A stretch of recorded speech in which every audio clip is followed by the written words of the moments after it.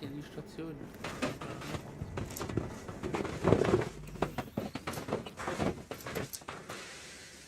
Aber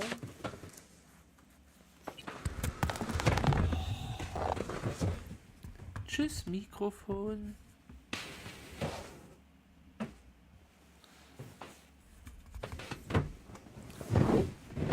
Man kann sagen. Wir sind.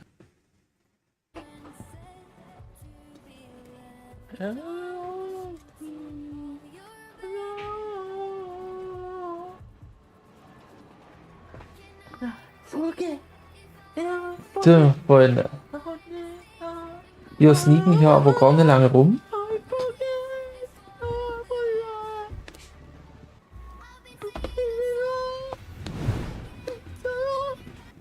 Welcome back zu einem neuen Projekt. Welcome back, Friends, zu einem neuen Projekt. Metal Gear Solid, das jetzt Snake Eater, Delta. Wir gehen rein. Wir werden geil. Hammer, Hardcore. Ja. So, gleich geht's los. Hier hinten sogar noch das Original, den Original Steelbook bereit zum Spielen. Early Access. Jala. Geht's. So. Mal sehen, ob wir es auf Platin machen werden. Wir schauen mal. Achso, wir könnten natürlich auch mal einen Ton machen. Wäre ganz geil. Oder? Oh, das haut. So, jawohl. Ja, genau. Ob wir Platin machen, werden wir sehen. Ich habe es tatsächlich wirklich das letzte Mal, ich glaube vor 20 Jahren auf der PS5 gespielt, Friends. Wirklich vor 20 Jahren. Holy shit. Ja. Die ist ja, ja, natürlich. Oh Gott,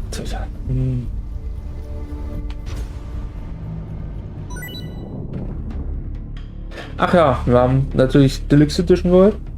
Weißes morgen Hinweis, der Gegenstand wird gemeinsam mit allen Speicher als Gegenstand in ihrem Inventar abgelegt. Hinweis verfügbar, nachdem sie ihren Rucksack gebrochen haben.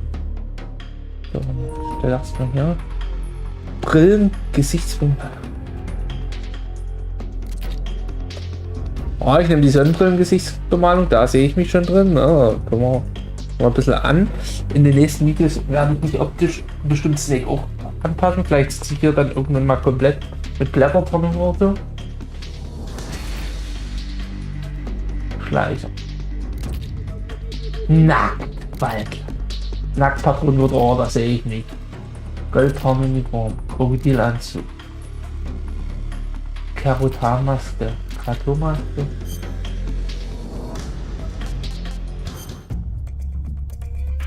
Wenn sie sich so aus dem Haus.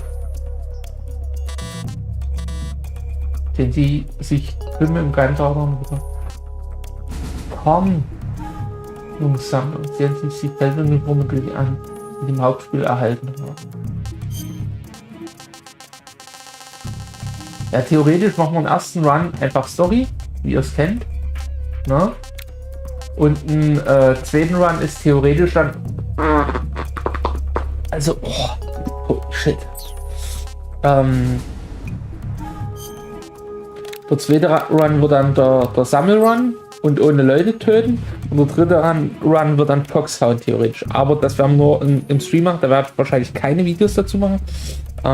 Aber ihr könnt gerne auf dem Kanal hier ein Abo da lassen. Dann verpasst ihr natürlich auch die Livestreams nicht, logischerweise. Ja. Ganz klar. So, was gibt's noch zu sagen?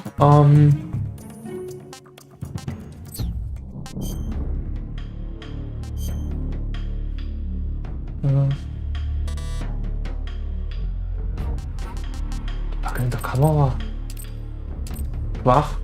Bluteffekte natürlich. Kopfhörer inzwischen. Nee. Waffen und Ausrüstung. Grafik.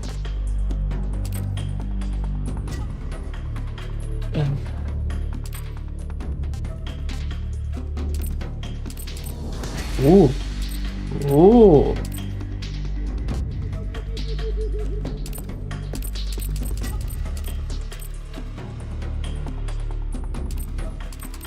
Das stand klassisch, ne? Das war's dann. Genau. Ja. Also ihr werdet das Let's Play der Story kriegen, ne? Logisch. Und alles andere lassen wir uns überraschen. Okay? Ich würde sagen, so machen wir es.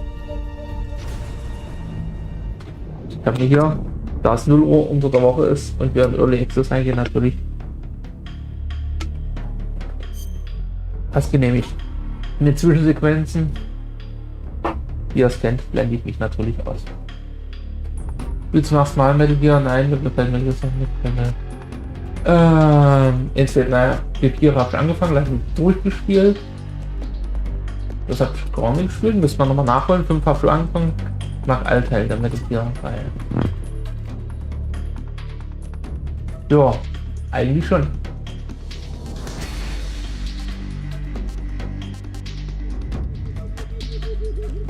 Uniformgranate.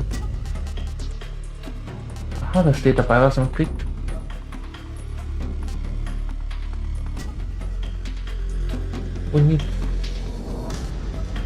Uniform Wissensführung.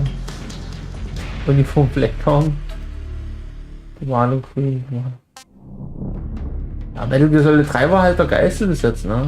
Uniform Banane. Bemalung Landesfälle. Zusätzlich Granate. Na dann. Stil Beibewegt. Ja, das hat man damals nämlich nur in Substance. Beibewegt Third Person haben wir gleichzeitig Bewegung und Ablauf von Waffen in Überschulterperspektive. Verwende eine Überkopfkamera, gezielt und in der Ego-Perspektive. Nee, modern. Schwierigkeit.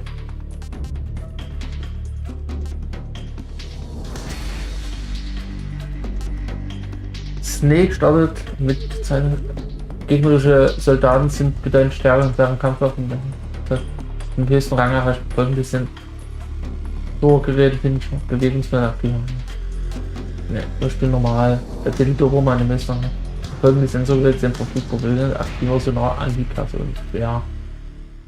Kampfkraft der später. So. Tipps, alle Tipps anzeigen. Erstmal ja. Ja. Brauchen Sie das Spiel im neuen Stil. Das reimt sich so. After the end of World War II, the world was split into two, East and West. This marked the beginning of the era called the Cold War.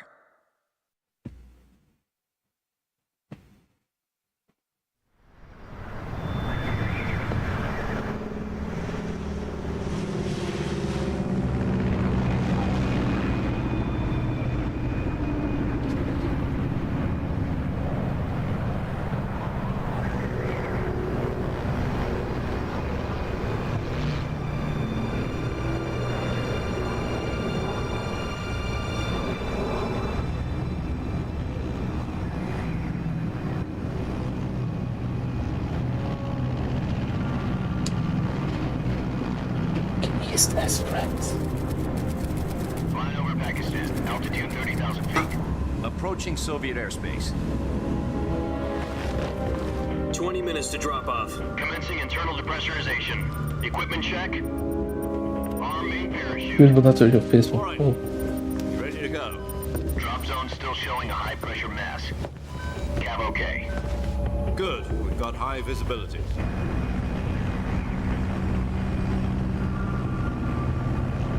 Welcome back. Abu Dhabi. Put out that cigar. Equipment check. Connecting oxygen hose to interior connector. your mask. Zigarren.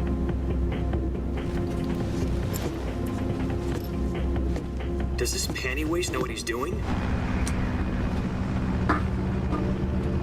Approaching release point.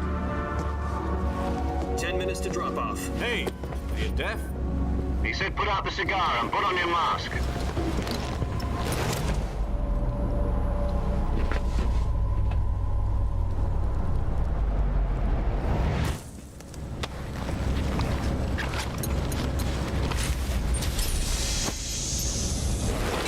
Depressurization complete. Checking oxygen supply. 6 minutes to drop off. Opening rear hatch. Das geht rund im Muttermund. Yay! Sunrise. Und so beginnt es.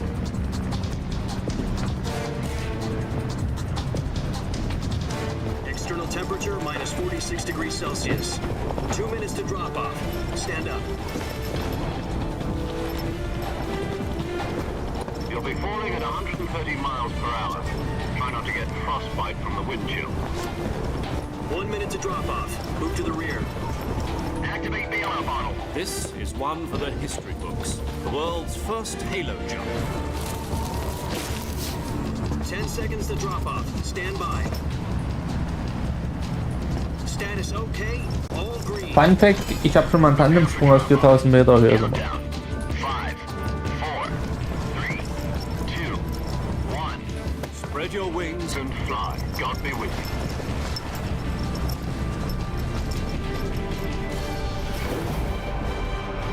you. Jawohl.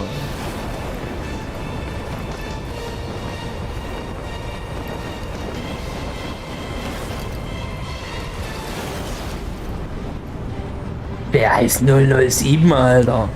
Wenn man so ein Snake sein kann. Jack, I've got some important news. The head of the CIA has finally given us the green light for the virtuous mission. Virtual mission? No, the virtuous mission. The future of our Fox unit depends on it. If it succeeds, we'll be officially organized into a unit. Virtuous mission? Sounds like some kind of initiation ritual. You know, don't get cocky. This isn't a training op. Right. So what exactly is this wonderful mission? Well, about 2 years ago, a certain Soviet scientist requested asylum in the West through one of our moles. His name is Nikolai Stepanovich Sokolov. He's head of the OKB 754 Design Bureau, one of the Soviets' top-secret weapon research facilities, and the East's foremost expert on weapons development. Sokolov? Isn't he that famous rocket scientist? The very same. On April the 12th, 1961, the Soviets achieved the first manned spaceflight in history. The Earth was blue, but there was no God. Well spoken. The rocket that carried Yuri Gagarin into orbit was the A-1, known as the Vostok rocket. Sokolov is said to be the man most responsible for the multi-engine cluster used in that rocket. After Gagarin's flight, Sokolov left rocket development to become the head of the newly established Design Bureau. From a lowly technician to head of a design bureau, that's quite a success story, so why'd he want to defect? It seems he'd become afraid of his own creations. Afraid? Call it a crisis of conscience. And for that, he left his country and his family behind and went over the fence? Not exactly. One of his conditions was that his family was also to be taken safely to the West. We used a mole to get the family out first and succeeded in sneaking Sokolov over the Berlin Wall shortly afterwards. I was the one who conducted the operation. The security on the eastern side was still full of holes back then. Then what? We got Sokolov over in one piece, but the whole ordeal had left him exhausted, and we checked him into a hospital in West Berlin. It took him 2 weeks and more than 600 miles to get from the research facility in the Soviet Union to Berlin. He was in no condition to say anything coherent. And it was only a week later that we had something much bigger on our hands. The Cuban Missile Crisis. October the 16th, 1962, President Kennedy received word that the Soviets were in the process of deploying intermediate-range ballistic missiles in Cuba. The President demanded that the Soviets dismantle and remove the missiles. At the same time, he announced a naval blockade to prevent further missile shipments from reaching Cuba. But the Soviets didn't back down, instead placing their armed forces on secondary alert. Soviet transport ships carrying missiles continued on course towards Cuba. US and Soviet forces went on alert for an all-out nuclear war. Frantic Die wo am Anfang wen das UN's das Emergency ist Security ja. Council and unofficial channels to end Mit the hair-trigger standoff. veraltet Finally, on October 28th, the Soviet Union agreed to remove its missiles from Cuba. And so the world avoided a nuclear holocaust. But in order to get the Soviets to pull their missiles out, we had to make a deal. You mean the one where the US agreed to remove its IRBMs from Turkey? No. The Jupiter IRBMs deployed in Turkey were obsolete, and we were going to get rid of them anyway. They had no strategic value whatsoever to either the US or the Russians. The Turkey deal was a ruse, a cover story that was fed to the other intelligence agencies around the world. So what did the Russians really want? Sokolov. They wanted us to return Sokolov. Kusch, Koma, was geht? The Jo. Soviets pulled out of Cuba just to get their hands on Sokolov? That's right. What the hell was he working on? At the time, we had no idea. We were running out of time. It was either give up Sokolov or risk full-scale nuclear war. In the end, we had no choice. President Kennedy gave in to Khrushchev's demand. The next day, I got Sokolov out of the hospital, handing him over to agents on the eastern side. Sokolov kept on screaming, "Save me," until he disappeared from my sight. Definitiv, ich hab's Original noch hier hinter mir stehen. Then a month ago, we received some new information from one of our moles. About Sokolov? Yes. He was taken back to the research facility and forced to continue working on the weapon in question under KGB supervision. What's more, it's on the verge of completion. So what kind of weapon is it? Something to do Auf with jeden space Fall. rockets? No, missiles. Same technology. I guess you're right. We don't know the details, but it appears Black to be Ops a new 1 kind war of nog nuclear banger. device. For half a year now, the Soviets have been conducting frequent nuclear tests at Semipalatinsk. Something to do with the weapon, I assume. We're talking about a secret weapon so big that Khrushchev was ready to pull out of Cuba to get it back. Is Sokolov still in the facility? No, according to our intelligence, he's in Selinoyarsk, a place in the mountains about 3 miles to the west that's known as the Virgin Cliffs. The Virgin Cliffs. Nice name for a virtuous mission. They moved him there just recently. Why? Apparently, they're conducting a field test of the weapon, but it's our best chance to get him back. This mission would never have been possible if he was still in the research facility. This is our last chance. Sokolov must have known that too when he contacted us.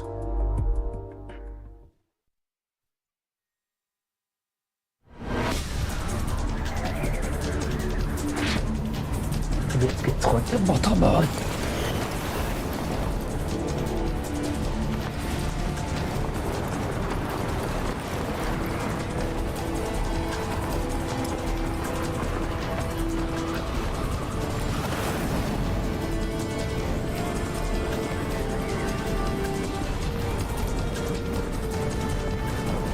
Listen up, Jack. Your mission is to infiltrate Selinoyarsk in the Soviet mountains, ensure the safety of Sokolov, and bring him back to the west.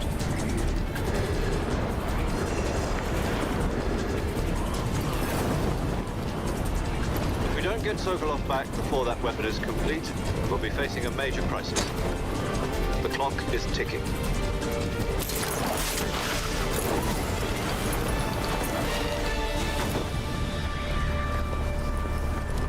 Once we've confirmed the rescue of Sokolov, stand by at the recovery point. A recovery balloon will be dropped at that point. Helium will be pumped into the balloon to inflate it. The process takes about 20 minutes. Once it's complete, the gunship's arm will latch onto the balloon and pull it up.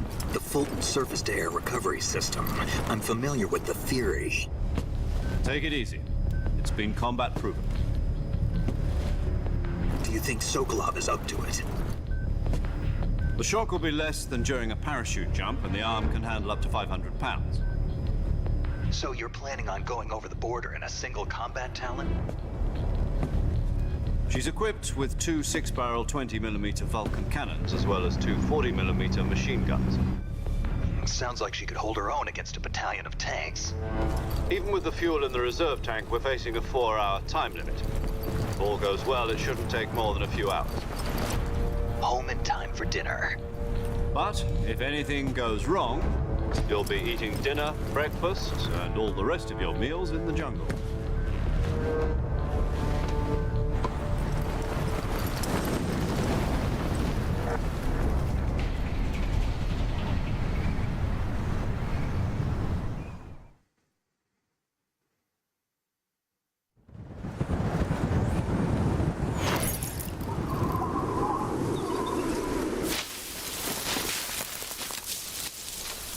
Nur das hat sogar Predator-Vibes sozusagen.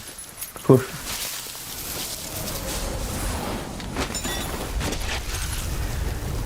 Superheldenlandung.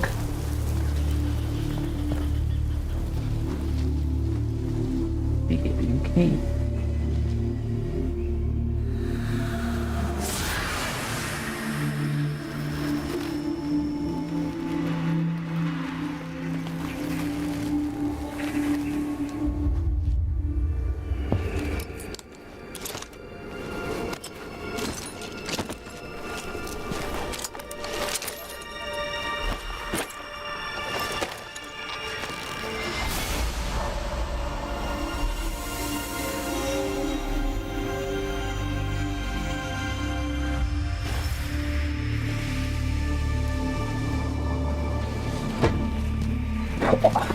Schon fett aus.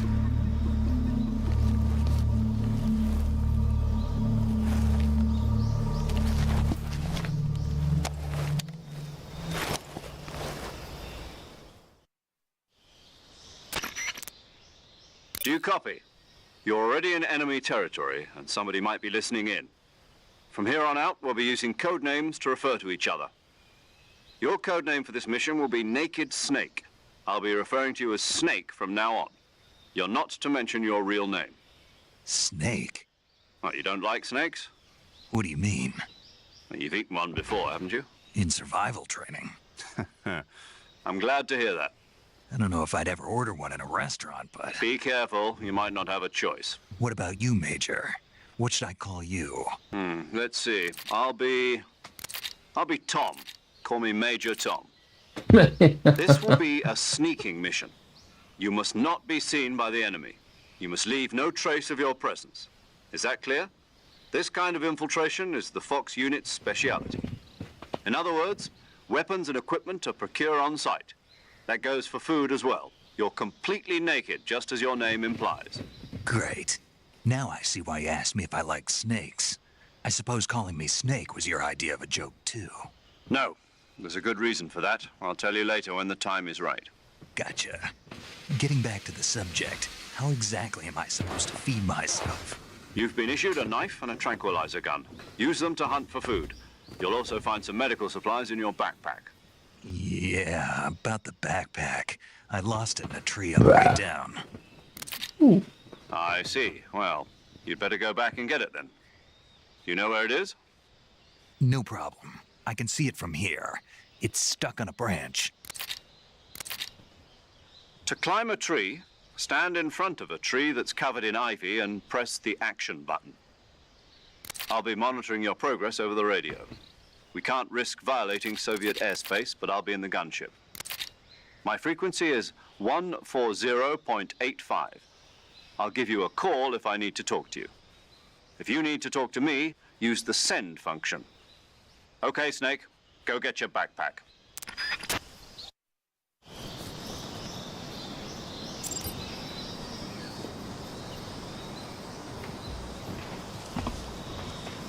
Da will ich mich mal einfangen.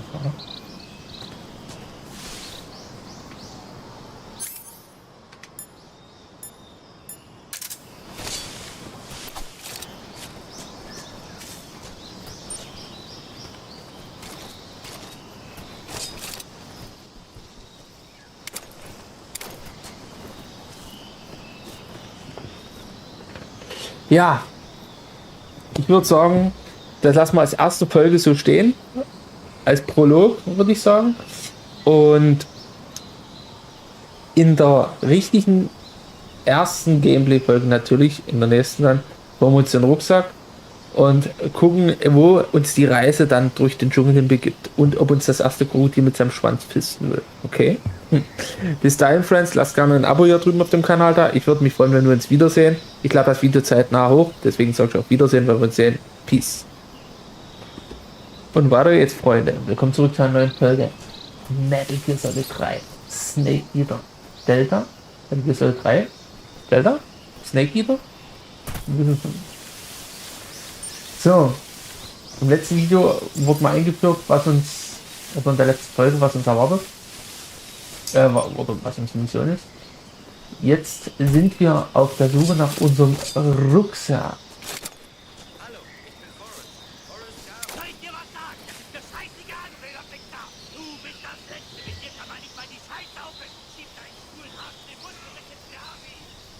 Ganz genau. Du zeigst mir ja an, wer den Erlebt getriggert hat gerade. Ah, Nick hat das über die Kanalpunkte gemacht. Wilder Kerl, Heini, das geht. Boah, ich glaube, das müsste der O-Game für dich sein, oder? Oh, war eine Schlange.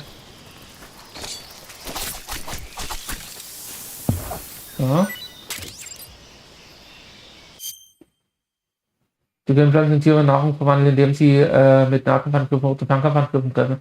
Sie können die von ihnen erbeutete Nahrung essen, indem sie im Survival Viewer Nahrung auswählen.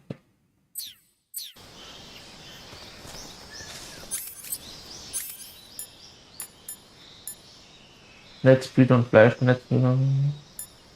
Naja, noch brauchen wir es ja nicht. Das neue alte, ja. Das ist ja quasi. Ja, liest oben richtig. PlayStation 2 hatten wir damals in der Steelbox geholt. Metal Gear Solid 3 Snake Eater. Bester Teil, wie ich meine, von Metal Gear.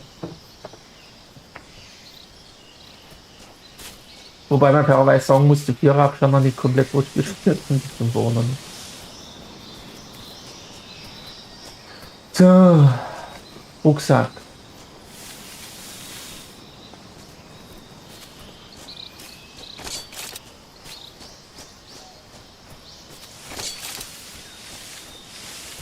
Der Rucksack ist in dem Baum. So.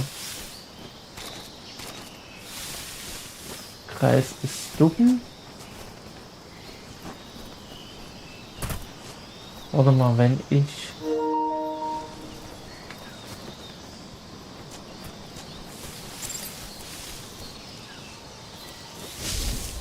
Ah ja. Macht Sinn mit den Petitionen. Hier ist er, oder? Das ist er da. Am Efeubaum kommen wir hoch. Jawohl. Steppen wir rüber. Holen wir uns.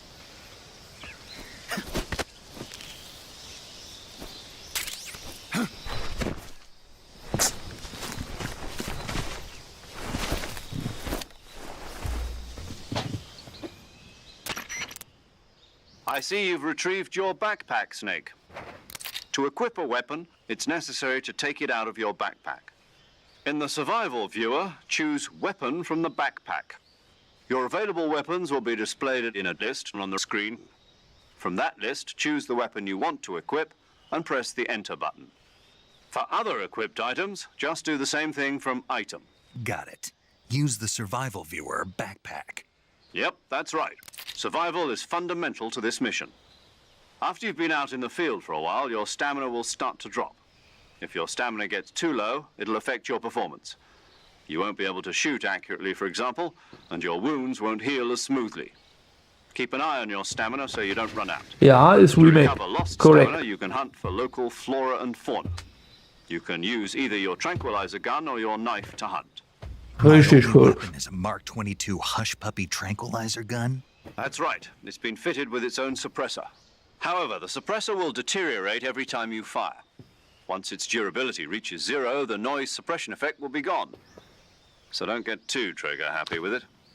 The suppressor's durability is shown in the icon. Any weapons and equipment beyond what you're carrying now, you'll have to find as you go. I have to find my own weapons and equipment? Whose crazy idea was this anyway? Solo covert actions are standard Fox operating procedure. You can't leave any traces of your presence. No weapons, equipment, footprints, sweat, or bodily waste. The same goes for bullets and cartridges, too. Your presence in enemy territory is already a violation of international conventions of warfare. There aren't supposed to be any American soldiers in Russia. It could spark an international incident. You can't let anyone see you. You can't let the enemy know you're there. This is a stealth mission. You're a ghost, Snake, in every sense of the word. And there'll be no rescue if you're captured. The military and US government will deny any involvement in the affair. Then I'll just have to take care of myself, Wir kämpfen uns durch den russischen I'm Dschungel. afraid so. You've been given a fake death pill for that purpose. SIS guidelines stipulate that soldiers on covert ops like this one be issued a potassium cyanide capsule. Tape it to your body so you can take it when you need to. How generous of you. Use it if you're taken prisoner by the enemy. It'll send you into a state of false death for a short time. Fooling them into thinking that I'm really dead. So how do I come back to life? Just take the revival pill. You mean that thing they put in my tooth before the mission? That's the one. But be careful. If you remain in a state of false death for too long, nothing will be able to bring you back. Remember that. I'll keep it in mind. You said this was a solo mission, right? Right. I guess that means I can't count on any reinforcements. Correct. The mission rests entirely in your hands. A real one-man army. Oh Relax. yeah. There's a support team ready to back you up over the radio. Who? I'll introduce them to you. This time, survival is of utmost importance. The first member of the support team will be in charge of monitoring your physical condition, acting as a medic, so to speak, as well as recording your mission data.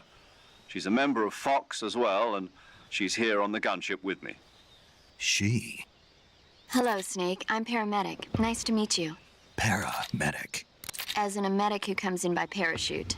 Aren't you going to tell me your real name? Are you going to tell me yours, Mr. Snake? My name, huh? It's John Doe. Hans And we call you Hase. Jack for short. You're a regular Captain Nemo. A name means nothing on the battlefield. After a week, no one has a name.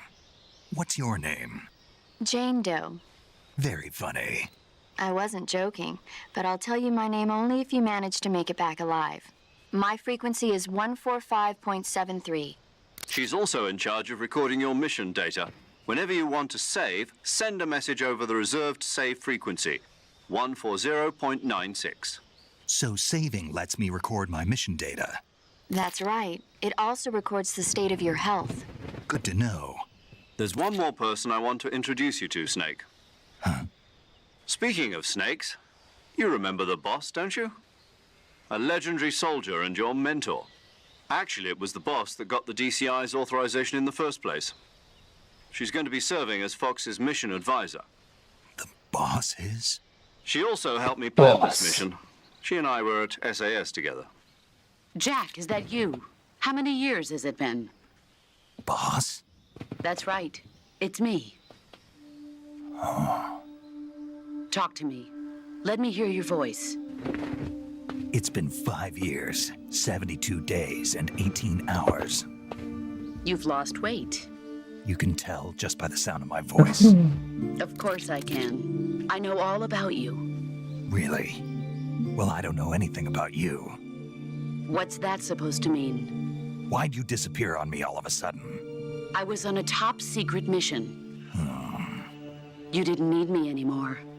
But there were still so many things I wanted you to teach me. No, I taught you everything you needed to know about fighting techniques. I taught you all I could. The rest you needed to learn on your own. Techniques, sure. But what about how to think like a soldier? How to think like a soldier? I can't teach you that. A soldier needs to be strong in spirit, body, and technique. And the only thing you can learn from someone else is technique. In fact, technique doesn't even matter. What's most important is spirit. Spirit and body are like two sides of a single coin. They're the same thing. I can't teach you how to think. You'll just have to figure it out for yourself. Listen to me, Jack. Just because soldiers are on the same side right now doesn't mean they always will be. Oh Having ja. personal feelings about your comrades is one of the worst sins you can commit. Politics determine who you face on the battlefield. And politics are a living thing. They change along with the times. Yesterday's good might be tomorrow's evil. Ja, definitiv bezeichnet für unsere Zeit heute. No, it had nothing to do with you. I already told you, Jack. I was on a top secret mission. A soldier has to follow whatever orders he's given. It's not his place to question why. But you're looking for a reason to fight. You're a natural-born fighter, but you're not quite a soldier. A soldier is a political tool, nothing more. That's doubly true if he's a career soldier. Right and wrong have no place in his mission. He has no enemies and no friends. Only the mission. You follow the orders you're given. That's what being a soldier is. I do whatever I have to get the job done. I don't think about politics. That's not the same thing. Sooner or later, your conscience is going to bother you. In the end, you have to choose whether you're going to live as a soldier or just another man with a gun. There's a saying in the Orient, loyalty to the end. Do you know what it means? Being patriotic. It means devoting yourself to your country. I follow the president and the top brass. I'm ready to die for them if necessary. The president and the top brass won't be there forever. Once their terms are up, others will take their Genau, place. ganz I genau. follow the will of the leader. People aren't the ones who dictate the missions. Then who does? The times. People's values change over time, and so do the leaders of a country. So there's no such thing as an enemy in absolute terms. The enemies we fight are only enemies in relative terms, constantly changing with the times. As long as we have loyalty to the end, there's no point in believing in anything, even in those we love. And that's the way a soldier's supposed to think? The only thing we can believe in with absolute certainty is the mission, Jack. All right, but do me a favor. What is it? Call me Snake. Snake. Oh, right. Your code name is Snake. It suits you well. That's right. The legendary unit that the boss put together during World War II was a snake. The Cobra unit, a group of heroes that brought the war to an end and saved the world. As long as you've got a legendary hero backing you up, you'll be fine. Isn't that right, Snake? Yeah, I can't think of anyone else I'd rather have with me. Oh, and one more thing, boss. Yes? It's good to hear your voice again. Same here. After all, who knows if either of us will make it out alive? Snake, you are always best at urban warfare and infiltrating buildings. But this is the jungle. Survival is going to be key. Those CQC techniques I taught you are sure to come in handy. CQC? Close quarters combat, huh? I've been in the Green Berets for the past few years. I'm probably pretty rusty. Not to worry. I'll be here to help you remember. After all, this is your first actual survival mission. I'll be supporting you over the radio. Where are you, boss? Next to the major? The boss is communicating with us by radio from aboard a Permit-class submarine in the Arctic Ocean. My frequency is 141.80. Call me if you need my advice on battle techniques. Gotcha. Your mission is to retrieve Dr. Sokolov. Dr. Sokolov is being held in an abandoned factory located to the north of your current position. Avoid heavy combat and don't let anyone see you. Don't forget that this is a stealth mission. Ja. Snake, So, try jetzt to doch mal. remember some of the basics of CQC.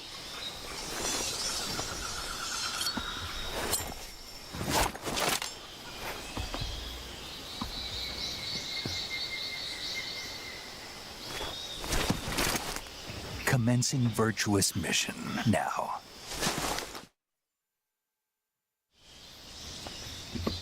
So. Survival Viewer, drücken Sie auf den Vorbildschirm, um den Survival auch Überlebensanzeige genannt zu öffnen. Hier können Sie Ihre Tarnung ändern, Waffen und Ausrüstung austauschen, Nahrung zu sich nehmen, Ihre Verletzungen und Krankheiten behandeln, Ihre Karte überprüfen und verschiedene andere Aufgaben ausführen, die Ihnen beim Überleben helfen. Tarnung! Oh, ey, Nick müsste das Spiel so enjoyen.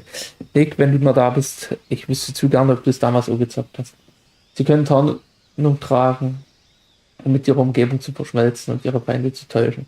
Wenn sie Tarnung benutzen sie Uniform, um ihre Outfits und Gesichtsbemalung aufzutragen. Die Effektivität jeder Gesicht und Uniform für einen bestimmten Ort wird durch einen Zahlenwert dargestellt. Der Wert vergleicht ihre gewählte Tarnung mit ihrer aktuellen Tarnung. Je höher der Wert ist, desto effektiver die Tarnung. Jawohl.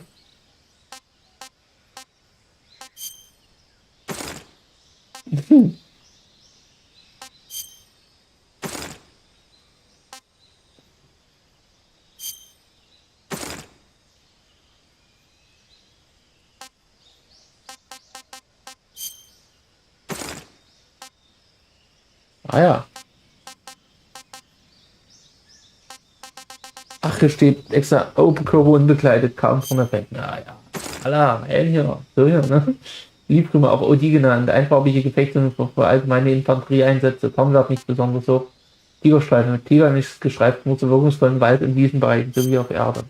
Ach nee, Plattenmuster, speziell für Waldgegenden, wirkungsvoll im Gebüsch. Das wäre natürlich Rinde, Tarnmuster für Jäger mit Abbildung von Baumstämmen, Ästen mit Blattwerk wirkungsvoll. Wir gucken alles mal durch. Wir nehmen natürlich dann Blattmuster. Kästchenmuster. Aus einer Anordnung von Quadraten bestimmt, dass Umrisse des Trägers kaum erkennen lässt. Wirkungsvoll auf braunen Hintergrund. Wow. Vielleicht so wirkungsvoll in der Dunkelheit. Granaten. Eine Tarnuniform im Granatendesign. Wer sie trägt, hat unendlich Granatennachschub. Okay, geil. Schleicher, PV, ein Spezialanzug für Infiltrationsmissionen, der bei der Fortbewegung des Geräuschs der Schritte minimiert. Perfekt für alle Soldaten, die nach dem Motto unerkannt vorwärts leben. Unterdrückt Schrittgeräusch und erhöht die automatische Wiederherstellung von Leben. Kampfanzug, ein Spezialanzug mit hohem Verteidigungswert für Kampfmissionen, die perfekte Gefechtsuniform für Soldaten, die eine Ausrüstung mit Kampffähigkeiten und Eignung für einzelne Infiltrations benötigen. Reduziert den erlittenen Schaden erheblich und erhöht die automatische Wiederherstellung von Leben, verringert jedoch die Bewegungsgeschwindigkeit. Oh, das sieht schon heftig aus. Weißes Tragen wurde entfernt. Ein glänzender strahlender Weißsmoking sorgt für Fliegenbewegungen, gleiche Schritte und verdoppelt die natürliche Lebenserholungsrate. Wird er schmutzig, geht der Effekt verloren. Krokodilanzug. Tarnmuster von nach auf den Krokodilhaut verleiht jedem Essen einen hervorragenden Geschmack, erhöht die Bewegungsgeschwindigkeit beim Kriechen und den Ausdauerverbrauch. Nackt, Waldland. Ah ja. Nackt, Patronengurt, nackt mit nichts als ein Patronengurt am Kopf. Rambo-Style. Nackt mit glänzend senkt die Tarn erheblich und erhöht gleichzeitig die Bewegungsgeschwindigkeit. Gut, das Beste war ja Blattmuster, ne? Da gab es nichts, was drüber ging oder mehr hat. Ne? Wald ist klar, für Wald für Einsätze in Gebäude.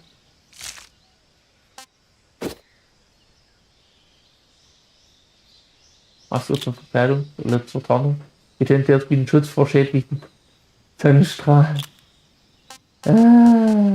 Ja, okay. Rucksack. Waffen und Gegenstände, die Sie erhalten werden, in Ihrem Rucksack gelegt. Wählen Sie im Survival-Rucksack Waffen und Gegenstände hinzu. Sie können bis zu 8 Waffen und Gegenstände ausrüsten. Alle Waffen und Gegenstände haben Gewicht. Je schwerer Ihre Waffen und Ausrüstung sind, desto schneller sinkt die Ausdauer. Stimmt, da war ja was.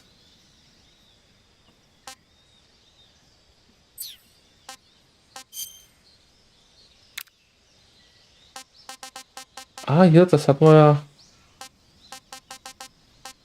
Wiederbelebungsmittel, das ist alles klar.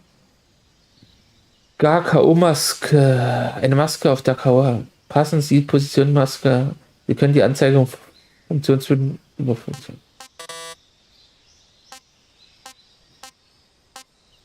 Wir müssen vor Krokodilskopf mit einem verletzten Auge. Okay. Ja, das müssen wir dann gucken.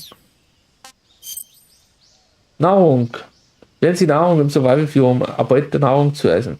Durch das Essen von Nahrung erhalten Sie Ihre Ausdauer zurück, je nach Art der Nahrung, und kann eine bestimmte Zeit verderben. Tiere, die Sie lebendig gefangen haben, verderben nicht. Habe ich ja nicht. Ah ja, Karte.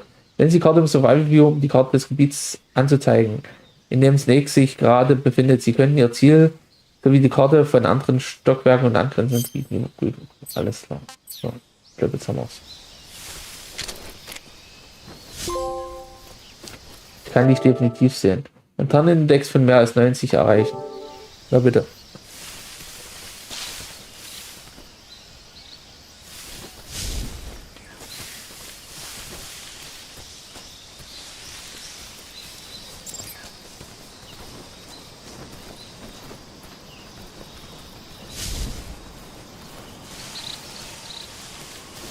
So, ist mal gelandet. Ha! Können wir eigentlich jederzeit speichern?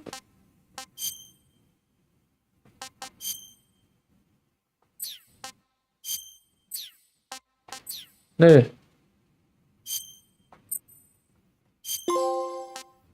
Cheese System on the Trophy Fotomodus. Tipps. Das brauchen wir erstmal nicht laden.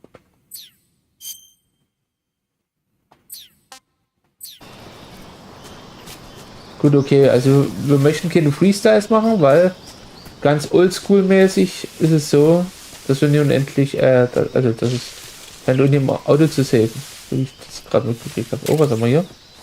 Lebensmedizin. Es lohnt sich also schon wieder, sich umzugucken.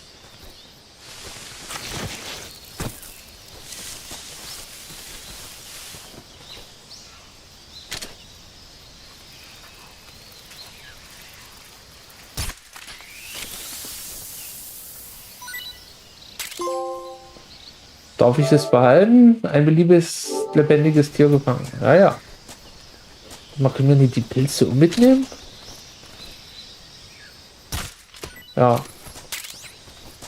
Aber ich will nie laufen schießen eigentlich.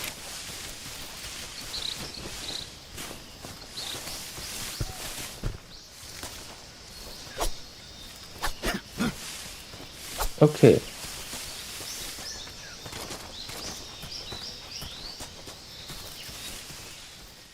Sumpfgegend.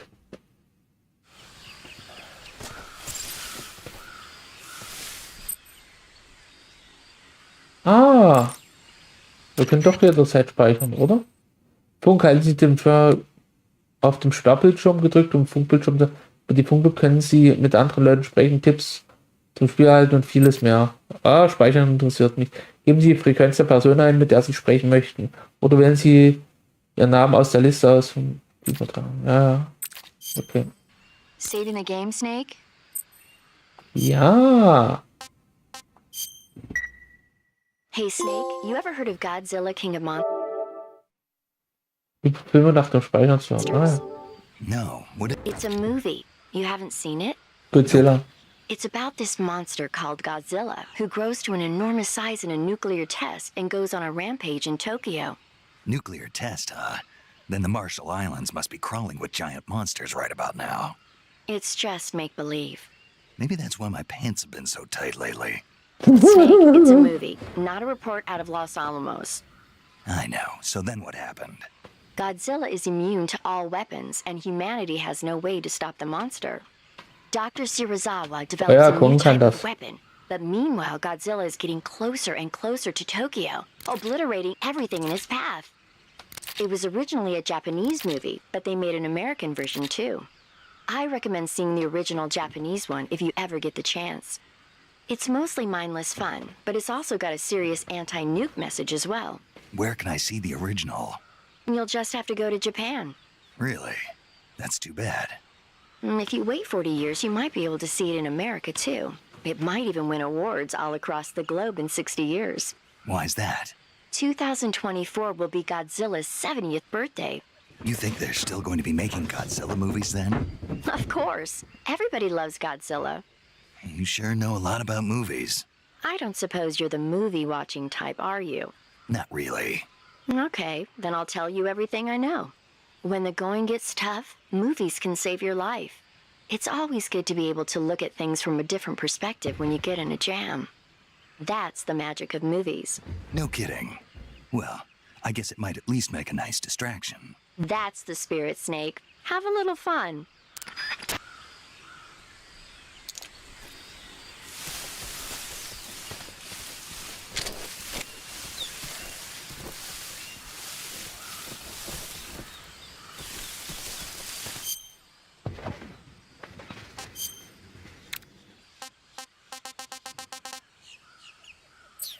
Hä?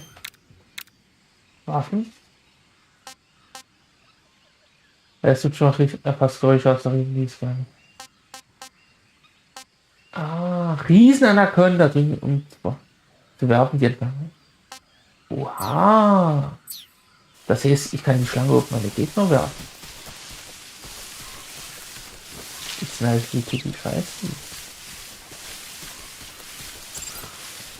Rollen. Du springst nach unten. Du gewinnst zu elegant dein Hinweis. Ich wüsste zu gern mal Steuerung.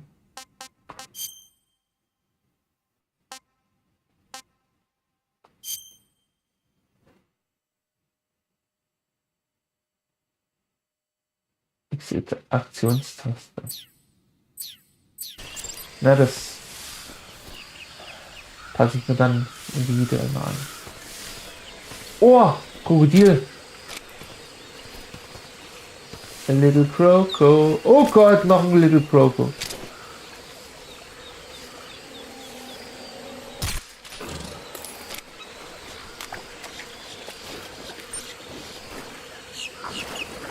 Okay, das Vieh kann auf jeden Fall gefangen.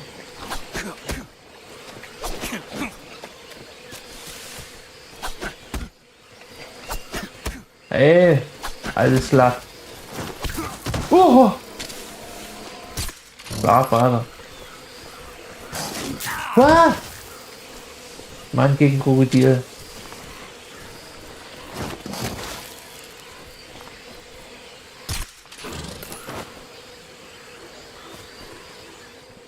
Die kann ich nicht, aber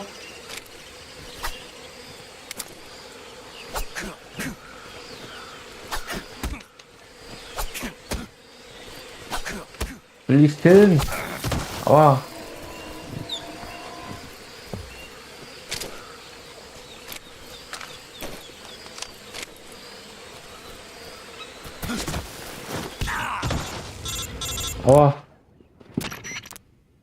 Snake, do you read?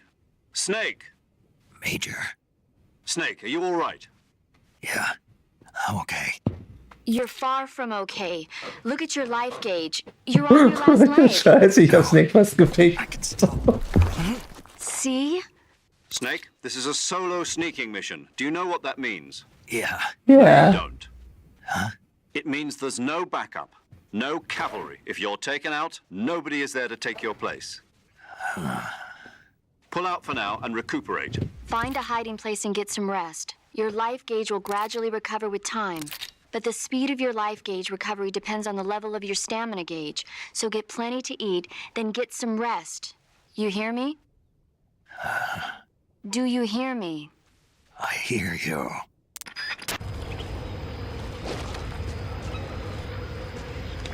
Scheiße, und das alles nur, weil ich Beef mit dem Krokodil angefangen habe. Warte mal.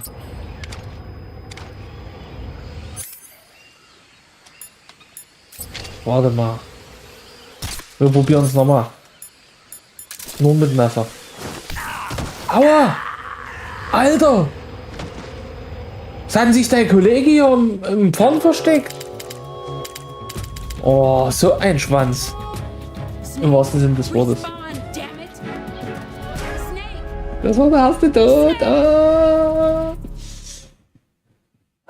Ich hab nie gecheckt, dass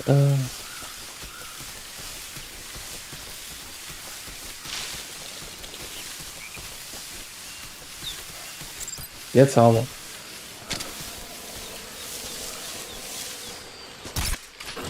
So, dann haben wir schlafen geschickt.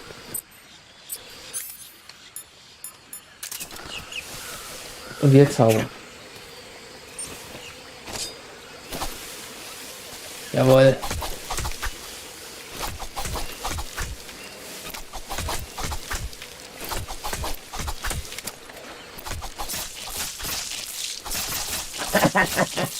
Dein Fleisch wird mir Wasser. Aha.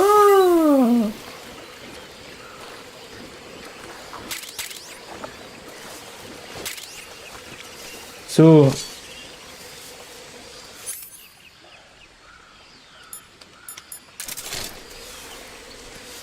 Komm mal raus. Komm.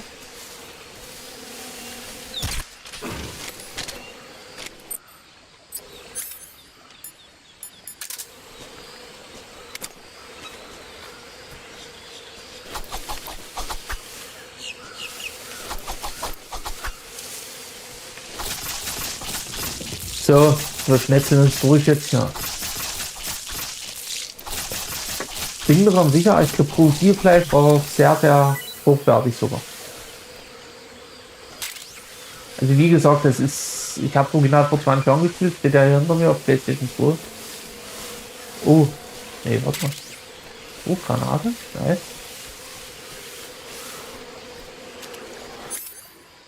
Ey, das ist krass, hier schon wieder das nächste, ne? Aber wir kriegen es relativ gut hin.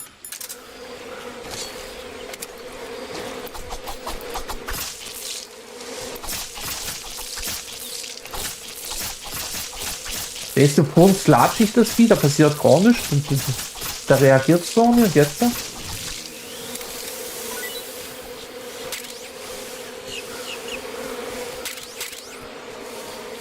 Oh, ich höre. Oh, was ist das ja? Erste Easter Egg, ja? Zum ersten Mal eigentlich gar guckt.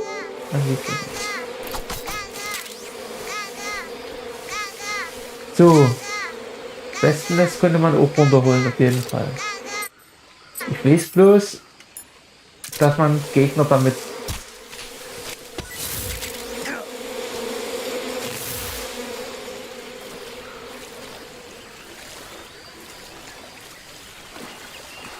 So. Wo ist denn das andere Krokodil hin? Ich hab's doch gesehen, hier war doch uns noch eins.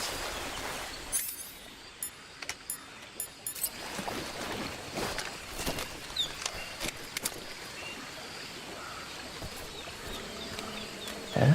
Ist das so? Ich bin der Rüssel nach oben. Klar, hier ist da auch der Schwanz.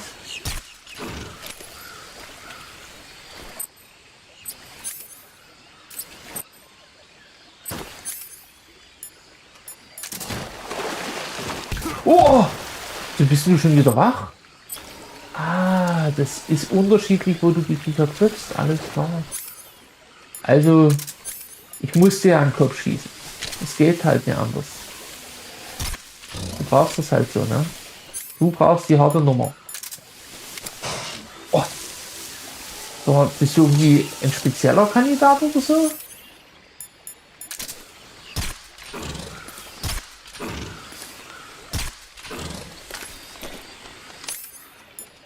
So.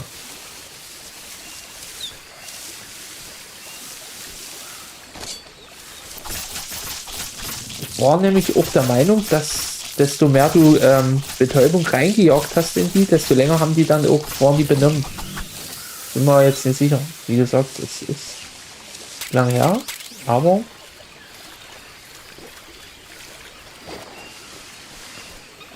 so. Glaube ich, da haben wir jetzt alles.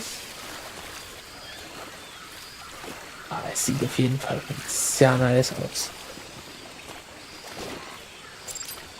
Waffengegenstände weg. Ah.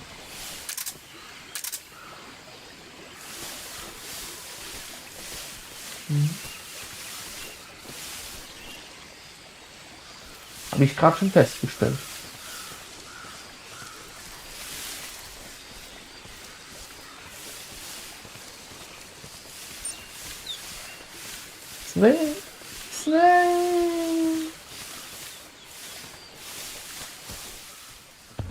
Tramucci Nord.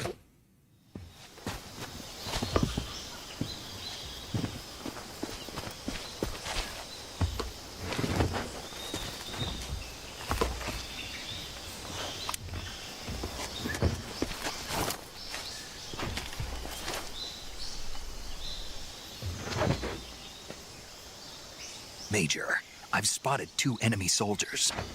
They're probably KGB troops sent to guard Sokolov. AK-47s and grenades.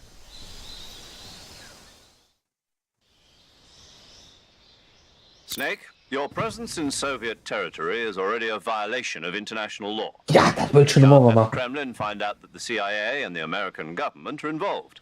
Contact with the enemy is strictly prohibited. Don't engage them in battle either.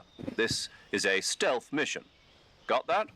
The Major is right. The point of this mission is to sneak through the jungle without being seen. The success of the mission depends on how well you use your camouflage. Change your camouflage by selecting Camouflage from the Survival Viewer. The Uniform option lets you pick your uniform, while the Face Ja, option das haben lets wir you vorhin change schon your face in der paint. letzten Folge Choosing gecheckt. camouflage that blends in with your surroundings will help you conceal yourself der more Folge? effectively. Also, don't forget that anything that moves will stand out in the jungle. If you just stand up and run around like an idiot, you're bound to be spotted. But if you crawl instead, you should be able to sneak by without being noticed. You can see how effective your camouflage is by looking at the camo index. The camo index shows how well your current camouflage blends in with the surrounding area. The higher the value, the harder you are to spot, and vice versa. The key is to make yourself one with nature. Keep that in mind as you go along, okay?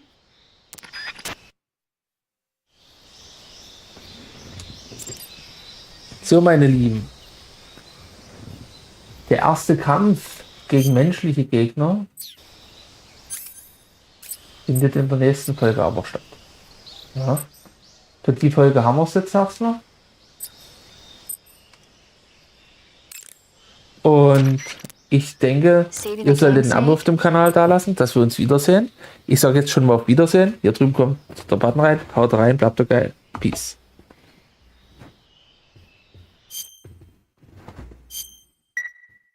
Snake, do you know the creature from the Black Lagoon? Nope, never heard of it. These scientists are investigating a place deep in the Amazon called the Black Lagoon, and they get picked off one after the other by this fishman thing.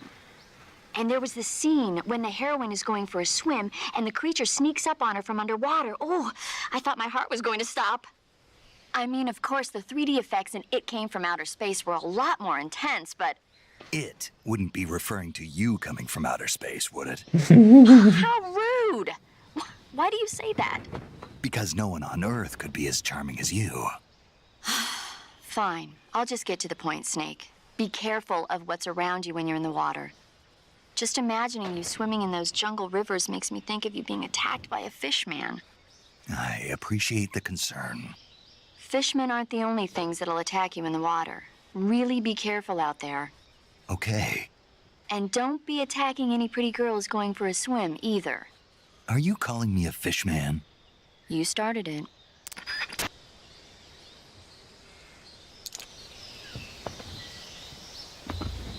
Weiter geht's, Freunde. Willkommen zurück zu einer neuen Folge. Metal Gear Solid 3. Delta. Snake wieder. Wir gehen weiter rein.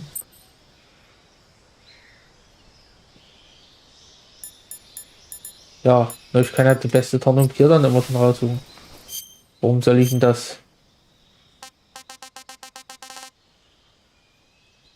Nee. Nachtwaldland? Okay, da zeigt es mal also gar nicht die beste Tarnung dort an.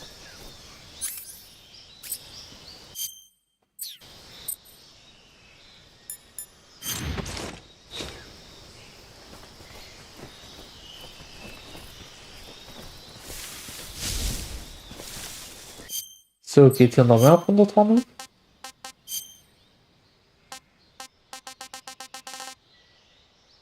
Nee.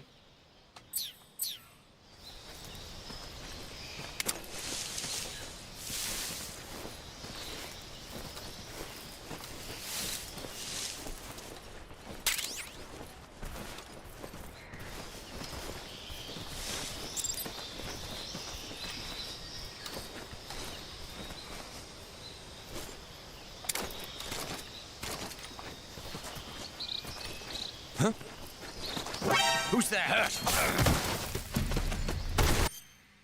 Nochmal.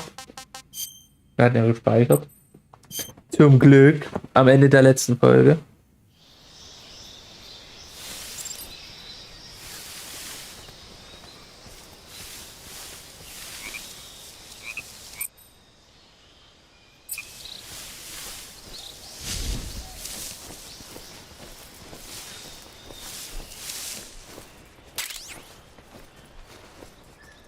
Aber konnte man die nicht von hinten auch irgendwie nehmen?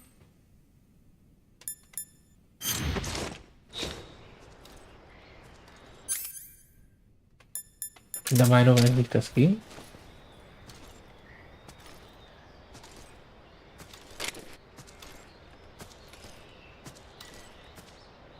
Ich bin echt der Meinung, man könnte die von hinten dann K.O. schlagen.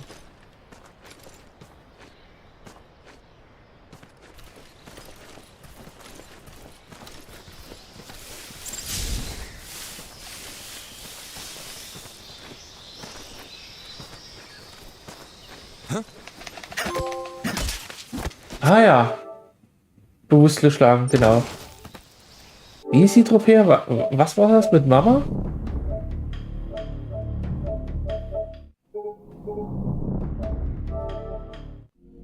Mama hat es immer gewusst.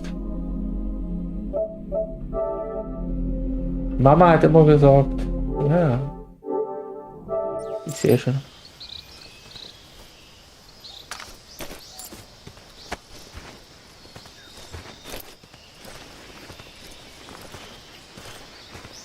Den Gegner halt ergreifen. Ah ja, die kannst du als Geisel nehmen, stimmt.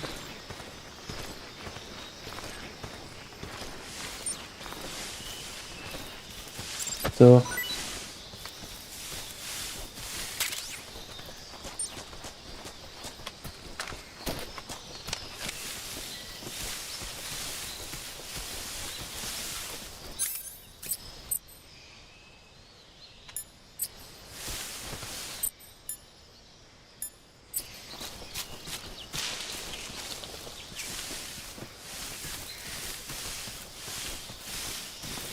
So. Gehen wir links oder rechts lang? Oh.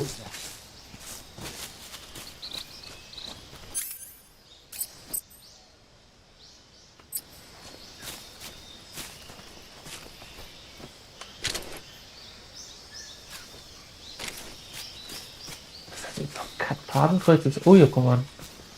Können wir hier hoch? Ah. Wie hoch kommen wir denn hier? Oh.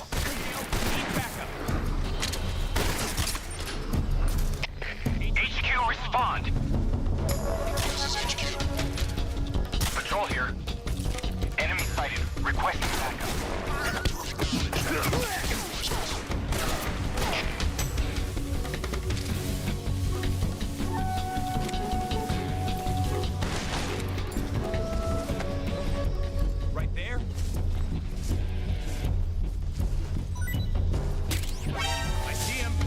Oh nee.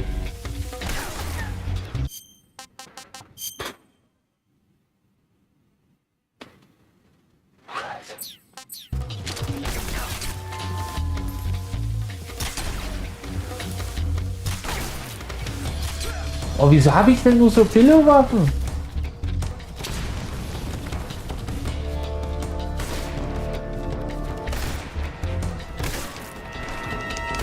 Hä?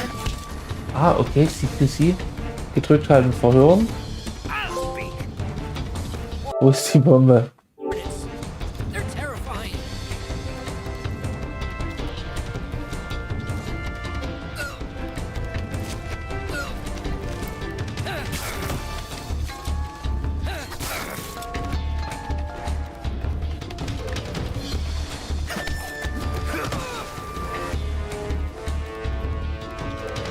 Irgendeine andere Spaß jetzt hin, ja. Übrigens so viel wieder zum Thema Stealth, ne?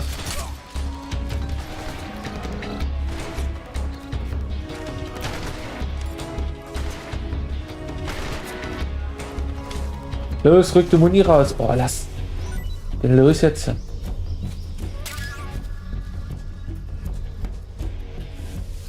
Du hast auch noch Muni. Oder da oben ist ein grüner Frosch. Seht ihr das?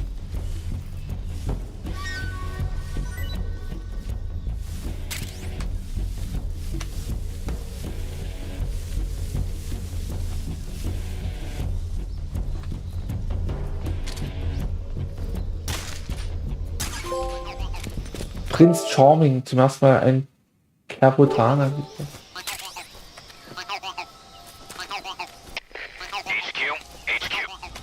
This is HQ. Patrol here. We've lost sight of the intruder, going into high alert. Acknowledged. The enemy is still nearby. Pursue and engage him. Ach. Also hier ist es auf jeden Fall viel verhängnisvoller. Oh, in der Zeit Wärmquellen, damit kann man im Dunkeln sehr verbrauchen, wenn es eingeschaltet ist.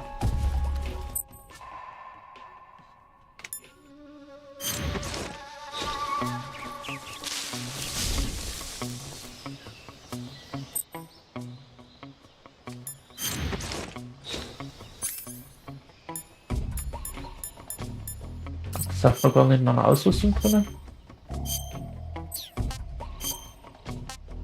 So. Wollen wir eigentlich auch noch was essen hier? Kann ich denn das?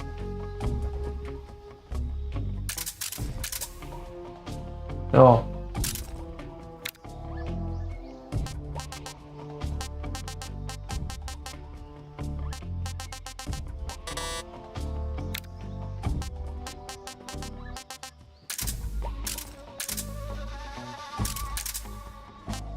Ah ja. Und jetzt habe ich das im Inventar. Okay, und jetzt kann ich es essen.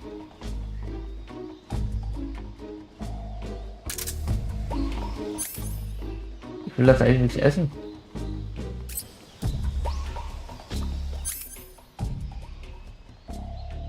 Zu werfen. Ich will es nicht werfen. Ich will es eigentlich essen, weil ich mich heilen will, aber...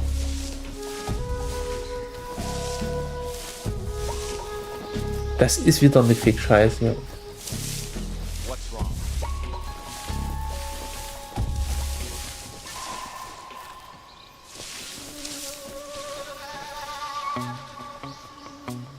Aha, unten zeigt es mir gelb an.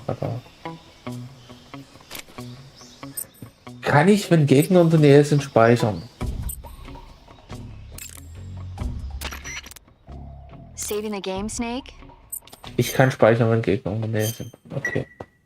Snake, do you know the creature from the... Nope. I thought I... Ja, du lässt mich jetzt mal in Ruhe. Ich habe gerade andere Probleme.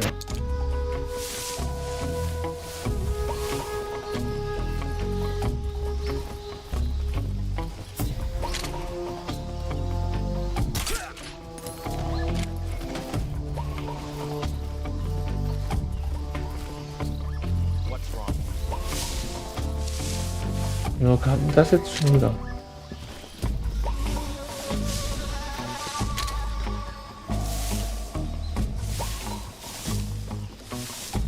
So.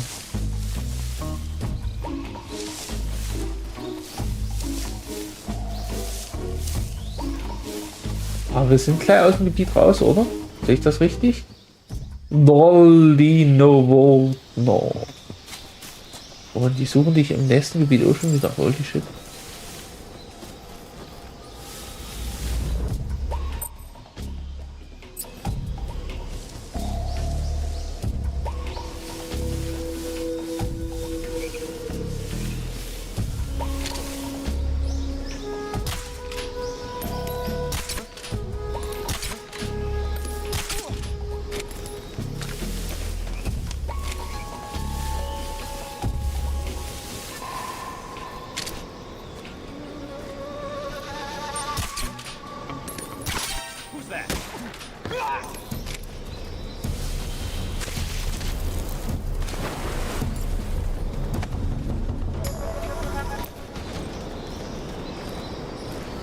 Damit hier ins Gras. Und der Typ, der ist jetzt hops gegangen auf der Brücke oder was?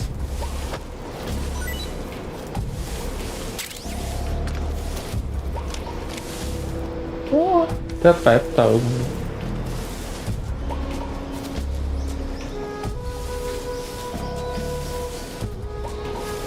Nee. Oh shit. Oh Mann. Also die Knoche ist echt ein schlechter Witz.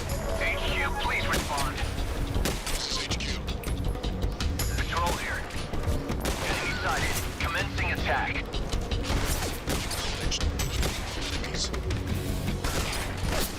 Ich hätte mich vielleicht einfach... Oh!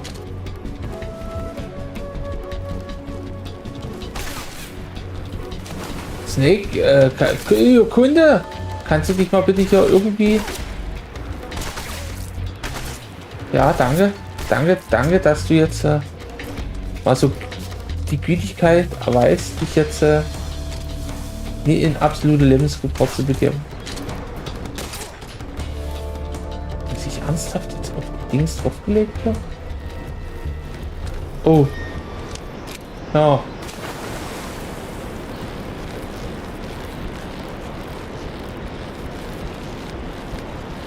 Liegt nah.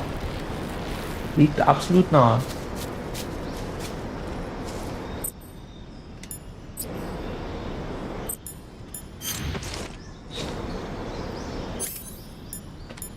Ah, wir haben hier einen anderen Raum auf jeden Fall.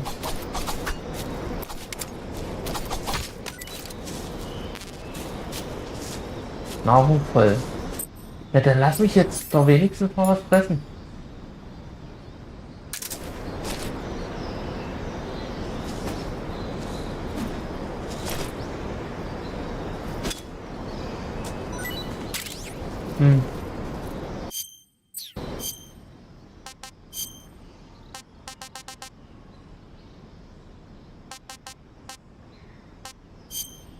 Aha, nee, da steht ein...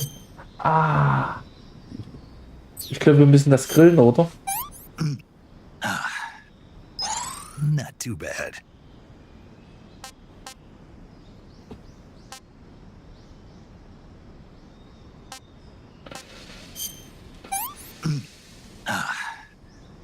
Disgusting.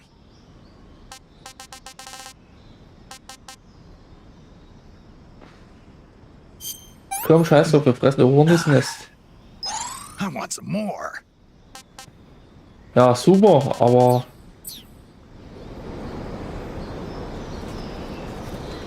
Ausdauer ist ja nicht gleich Energie. Versteht ihr?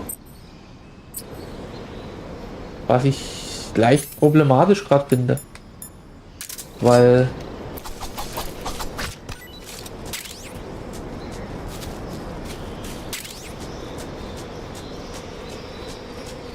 Naja. Würde das... Oh, ich bin der Meinung, dass ein Hornissen ist. Oh gut, okay, ich kann mich überlegen.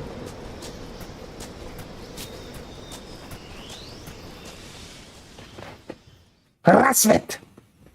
Raswet! Raswet! Deine Welt sind die Berge.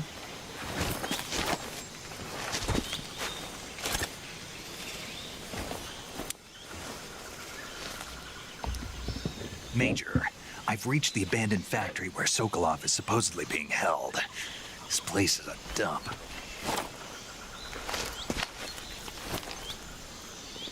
Ich dachte jetzt, da hat vorne noch die Klappen drauf. The security is pretty tight. There are sentries posted around the perimeter. I wonder how many are inside.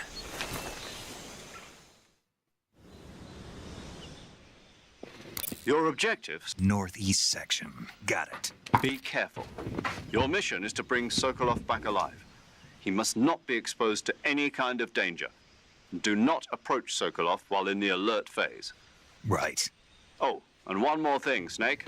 You mean there's more? No, it's just that when you get to Sokolov, I want you to tell him something from me. And that is? Sorry for being so late. Is that all? Yes. Understood. Beginning my approach to the target.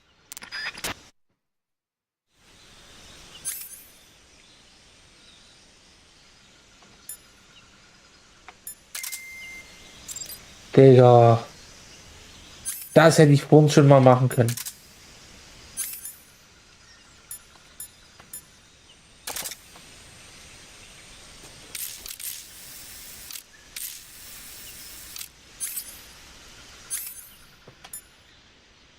Und ich habe den fucking Kompass, ey. Leck mich. So, halt, stopp.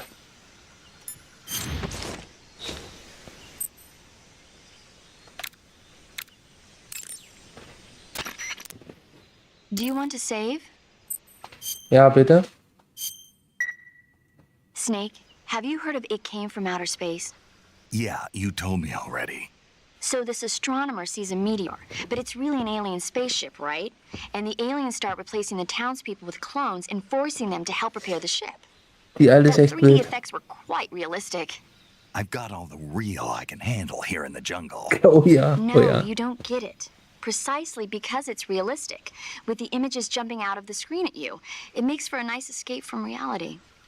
I have to admit it made my eyes tired, but it was really intense. Unfortunately, they don't make very many of those movies anymore. When did it come out? I was still in college, so probably about 10 years ago. Guess I'm out of luck then. You know, they're coming out with household versions of video cassette recorders. One day you'll be able to see old movies anytime you want. It'll be like having a movie theater in your own home. Really? It's like if you had a record with movie film etched onto it instead of music. It'll work the same way. You're kidding. No, really. And someday they might make movies where you control the characters yourself. Sounds like magic. It'll happen. Make sure you stay alive to see it, Snake.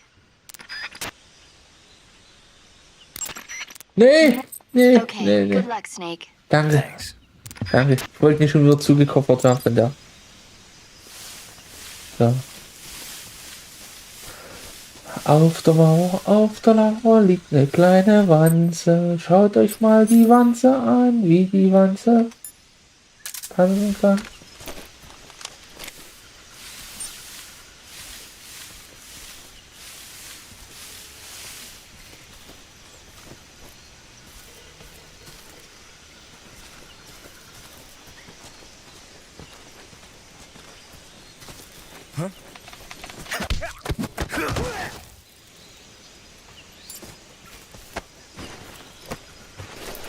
Du kommst mit, mein Freund.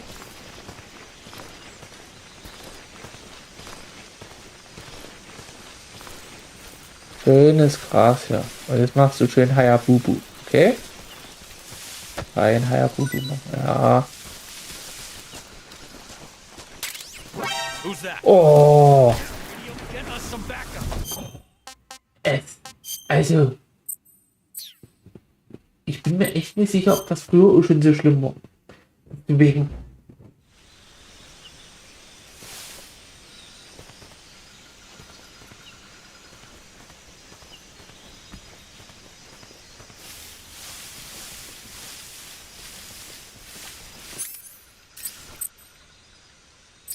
I think I saw something.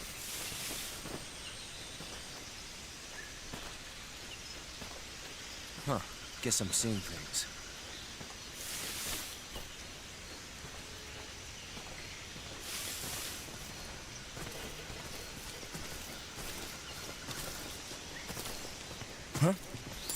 Ja, erzähl's.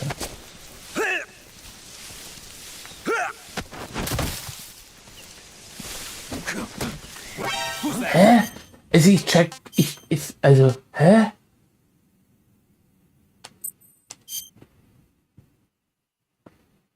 Auf R2 gedrückt halten. Machen wir Close Quarter Combat. Okay. Habe ich verstanden.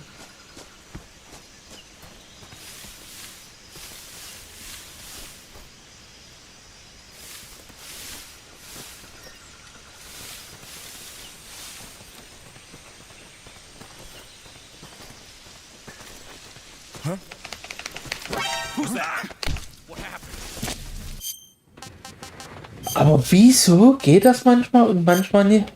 Das checke ich noch nicht ganz.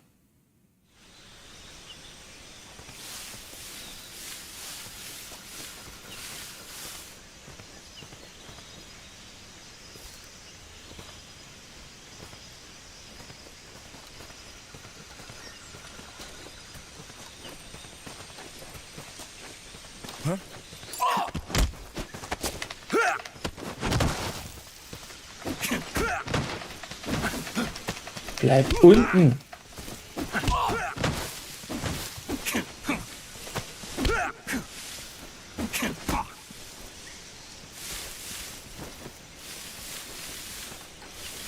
What was that?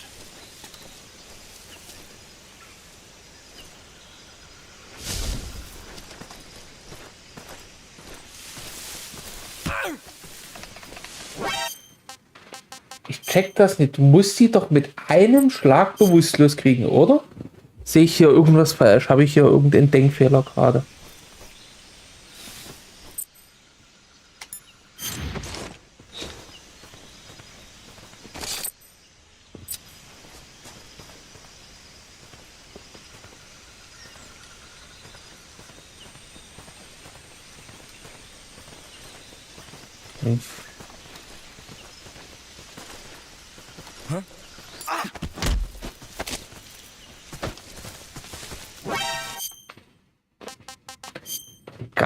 Gab es dafür eine Einführung? Gab es dafür irgendwie eine Dings, die uns das erklärt?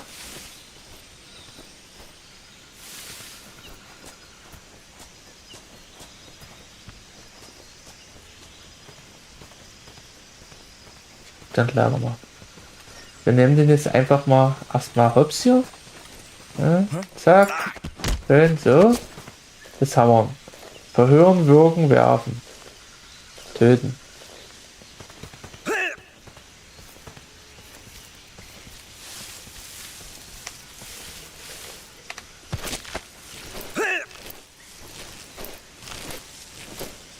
Gibt da irgendwann nach?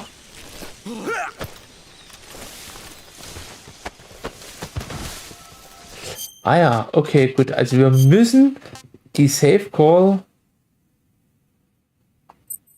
Aber okay, dann mache ich jetzt eins, ich töte die gleich. Scheiß drauf. Also, wir machen jetzt nicht den Run, wo wir keinen töten, ne? Wir sind jetzt einfach Killer.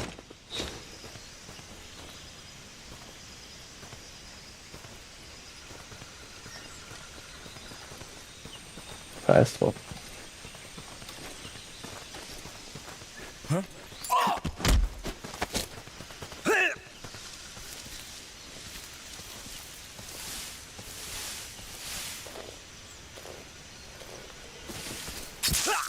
Jawohl. Und lässt wenig Blut fallen. What's wrong?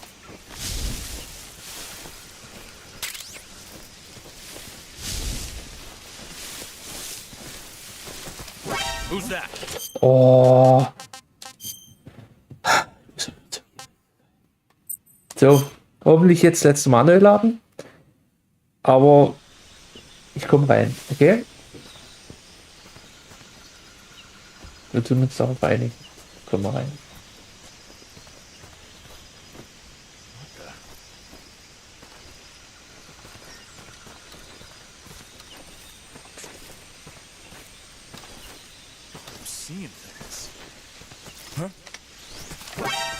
Oh! Also ich glaube, dieses Game wird mich definitiv wieder zur Weißglut bringen.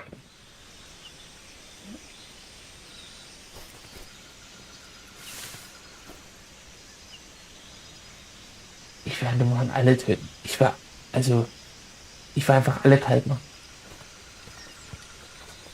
Scheiß drauf. Bastarde.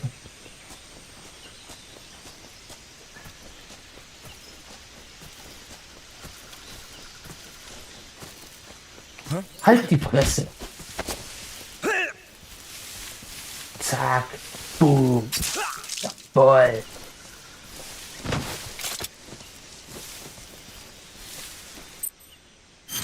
Nein.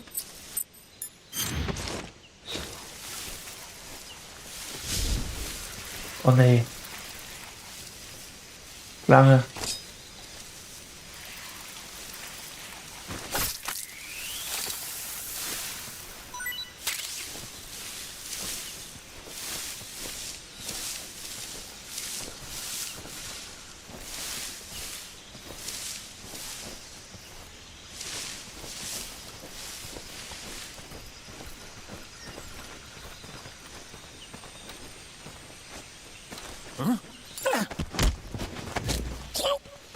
So, die zahle ich hier rüber.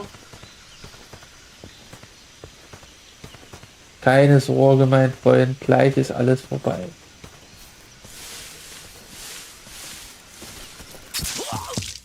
So.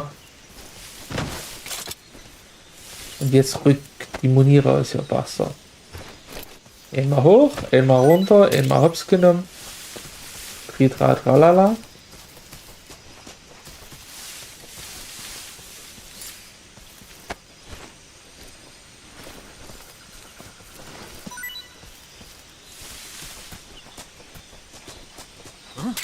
Oh.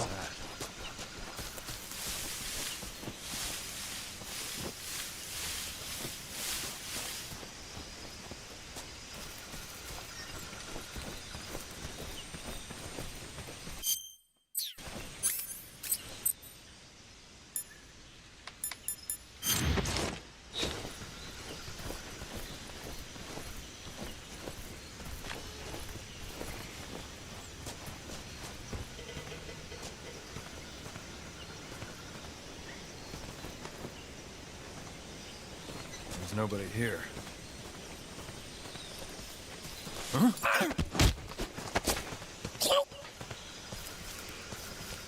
Du bist der Nächste. Hättest du einfach mal niedergleichen getan. Der hättest du einfach haben können. Nein, er wollte nicht. Er wollte drauf gehen.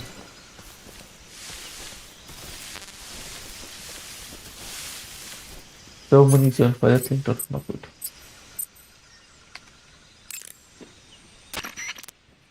Do you want to save? Yeah, baby, yeah, baby, yeah. Hey, Snake, have you ever seen Forbidden Planet? No, can't. It's about this expedition that goes to when maybe someday you'll be able to turn invisible. Ey, wenn ich mir jedes Mal jetzt die Bombe ans Ohr kalt, wenn ich speichere, dann ist es die nächste, die ich kalt mache.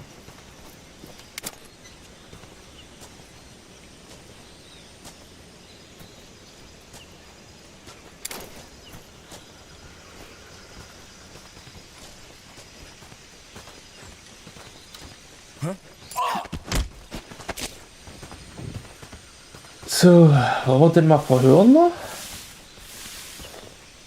Speak. Guys who are sleeping, kick them and they quickly. Gut.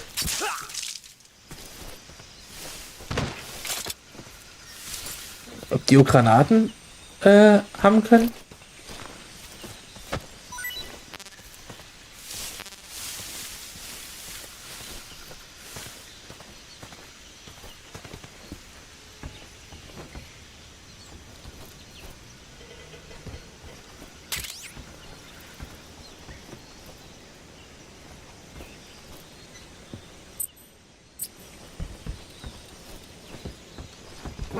Oh. What happened?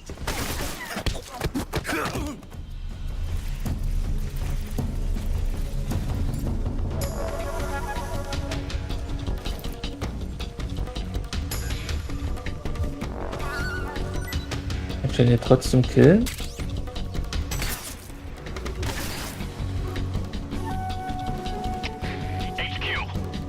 This is HQ. Oh nee.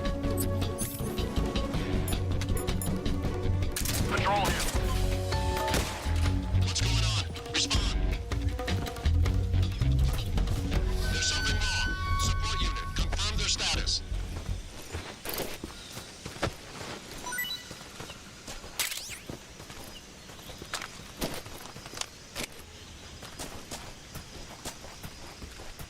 So, war der Typ jetzt... Ja, war da drin.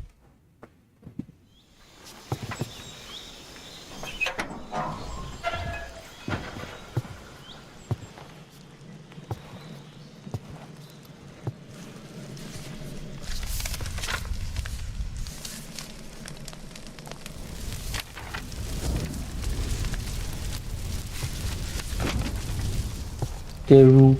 You must be The so roof. The roof is on fire. One of Vulcan's men? You'll never get it from me. No. I'm a CIA agent. I've come to escort you back to the other side of the Iron Curtain. Your CIA? Yeah. I was sent by Major Zero, the man who got you out 2 years ago. Zero? I have a message from him. What is it? He said to tell you sorry for being so late. Did he now? What does it mean? It means he's a man of his word. But we've got no time for this. You have to get me out of here before they arrive. Who's they? Colonel Volgin of GRU. You in the West know him as Thunderbolt. Thunderbolt? Never heard of him. He's a member of the Army's extremist faction, a man who seeks to seize control of the motherland. Ever since the Cuban Missile Crisis 2 years ago, Khrushchev has been pursuing a policy of peaceful coexistence with the West. Despite resistance and criticism from hawks in the army and the provincial authorities, Khrushchev has managed to suppress the opposition so far. But the failure of his agricultural policies has put him in a precarious position. And on top of that, the tragedy last November. President Kennedy's assassination. Precisely. In a sense, Khrushchev has lost his biggest partner, and his power base is rapidly crumbling away. A certain group is plotting to use this opportunity to seize power by rallying the anti-government forces, overthrowing Khrushchev, and installing Brezhnev and Kosygin in his place. The mastermind behind this plot is Colonel Volgin of the GRU. He has control over another secret weapons research facility much like this one, OKB-812, known as the Granin Design Bureau, and is using it to further his plans.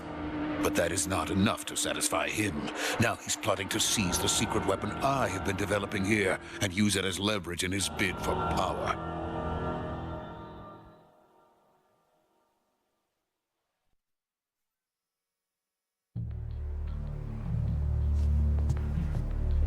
The intelligence says that they are going to make their move during the test. Then, the soldiers outside. Exactly. They wouldn't need that many men just to keep me inside. Their orders were to prevent Colonel Volgin from capturing me. Even if it meant killing me in the process, or so it would seem.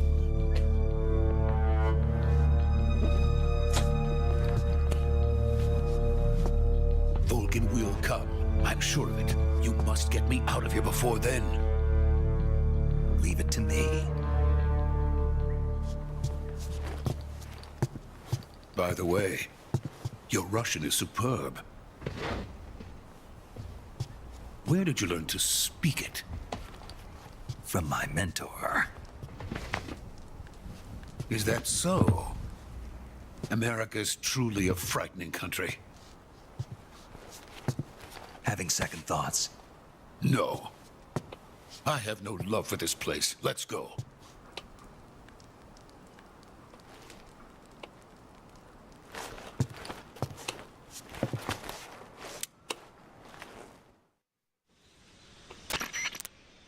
Major, this is Snake. Sokolov is safe with me. He's doing fine. No injuries. Good work, Snake. Now hurry up and get Sokolov to the recovery point. We'll rendezvous with you there. Roger. What about the sentries? I had to kill them. There was no other way. But no one will know we were involved. I see. What about the boss? We lost contact with the boss some time ago. What happened? It's probably just a weak signal. Just hurry and get Sokolov out of there.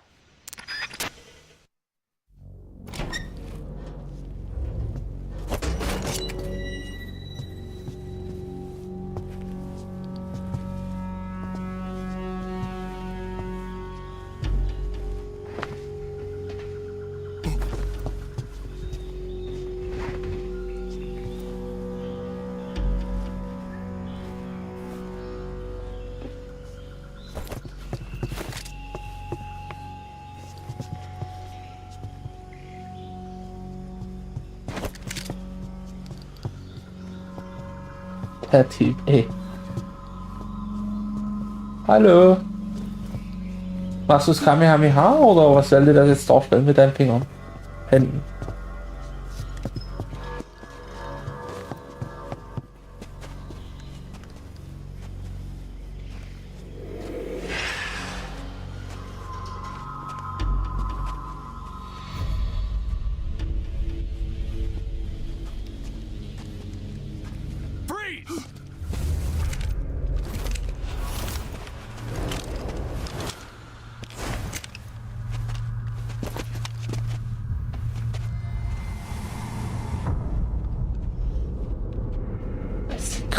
Sehr geil aus, muss man schon sagen. So this is the legendary boss. Huh?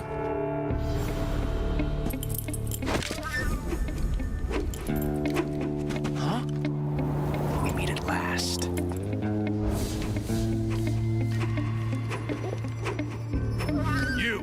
You're from the Ocelot unit of Spetsnaz. Huh.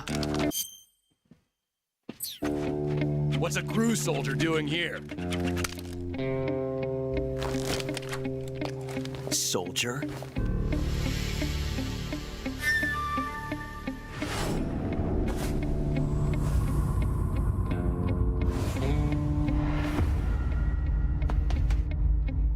He's the Ocelot commander. Ha. That's Major Ocelot to you.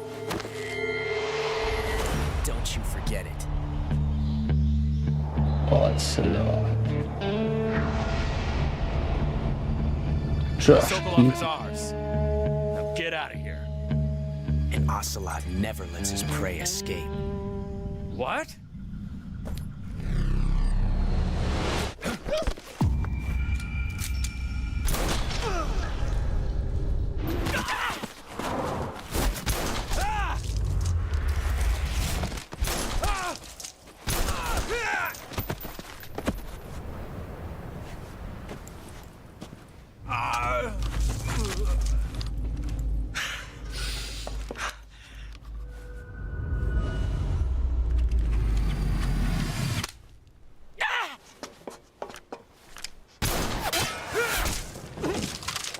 Was ein Typ, ne?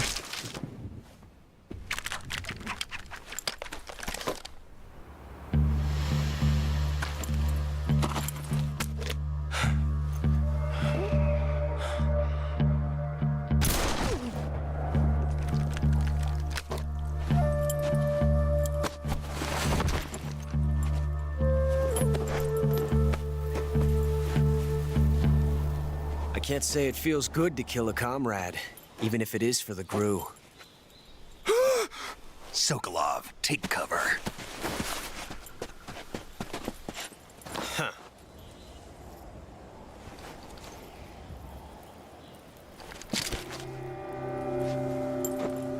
Huh.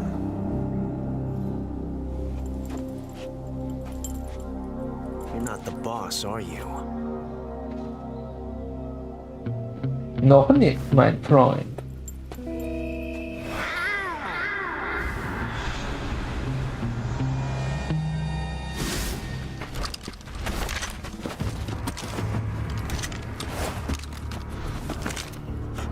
Operatives? What is that stance? Huh. That gun.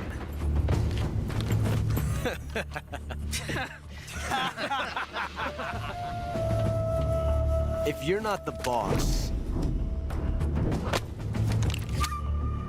then die.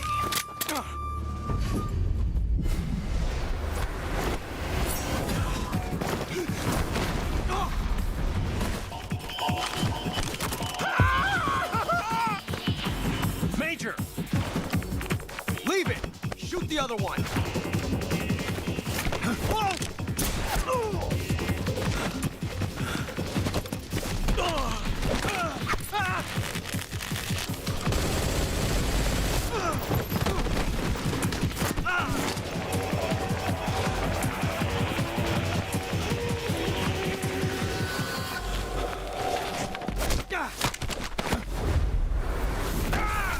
Jawohl.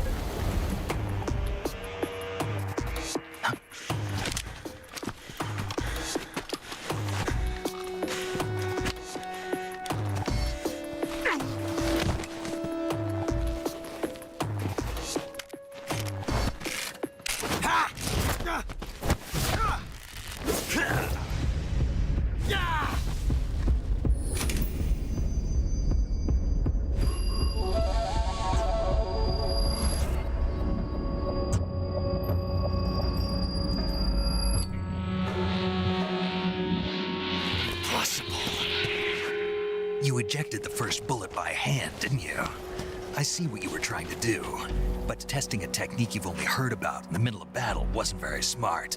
You were asking to have your gun jam on you. Besides, I don't think you're cut out for an automatic in the first place. You tend to twist your elbow to absorb the recoil.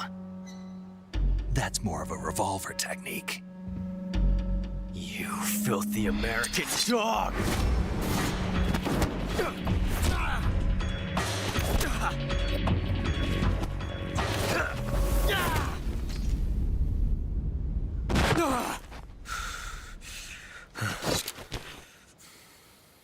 But that was some fancy shooting. You're pretty good. Pretty good.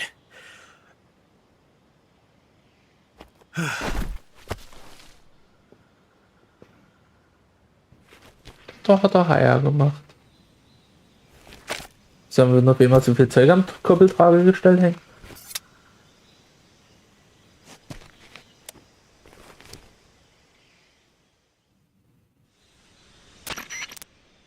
Major, do you read me?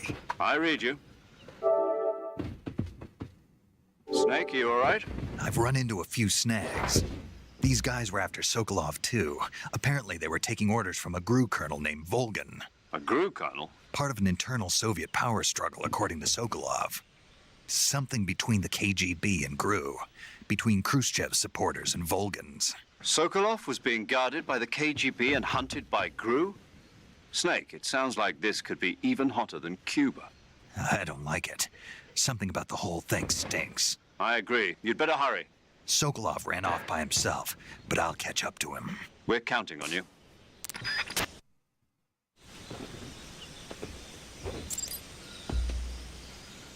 Tja. Jetzt looten wir erstmal Ocelot. Ach ne, das war eine Ocelot.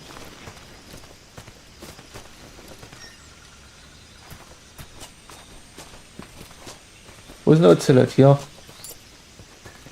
Hatte der nicht sogar irgendwas? Ein Revolver oder so? Gab es nicht für uns was? Jawohl. Okay, eine Mausefalle. Hat der noch mehr? Naja, rum wie numm, Freunde. Ihr habt jetzt erstmal Ocelot gesehen. Ich freue mich schon, weil man munkelt, dass wir ihn wiedersehen. Und genau dasselbe würde ich auch zu euch sagen. Lasst ja drüben ein Abo auf dem Kanal da, weil dann sage ich auch auf Wiedersehen, weil wir uns dann in der nächsten Folge definitiv wiedersehen, meine Freunde. Bis dahin, Peace, Peace, euer Airmax. Gruß. So, wie war die Spastis hier?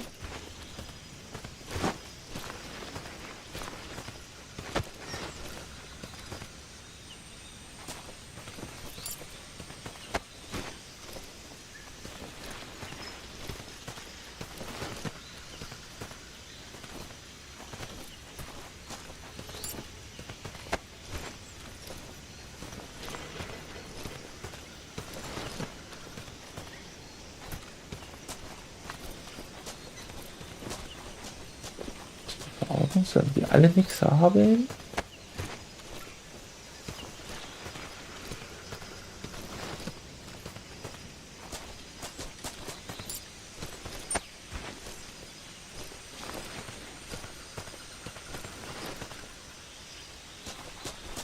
Ah.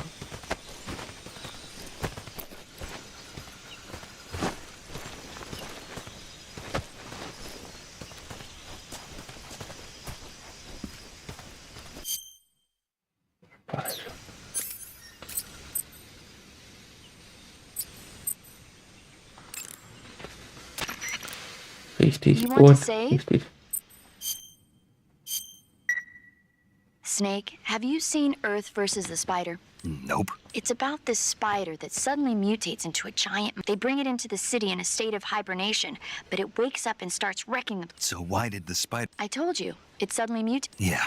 Snake, it's people like you that take always nitpicking and taking things too seriously. Look, the important thing isn't that it... Then what is it? The fact that there's a suspend... Wie geht's noch da? Hold on a sec. Okay, good luck, Snake. Thanks.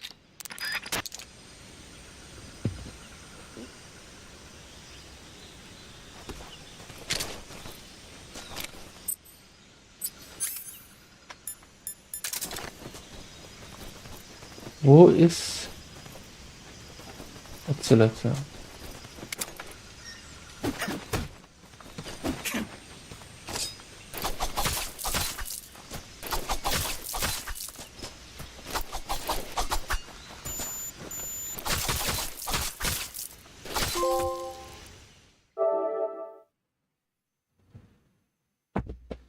Freunde, willkommen zurück zu einer neuen Folge.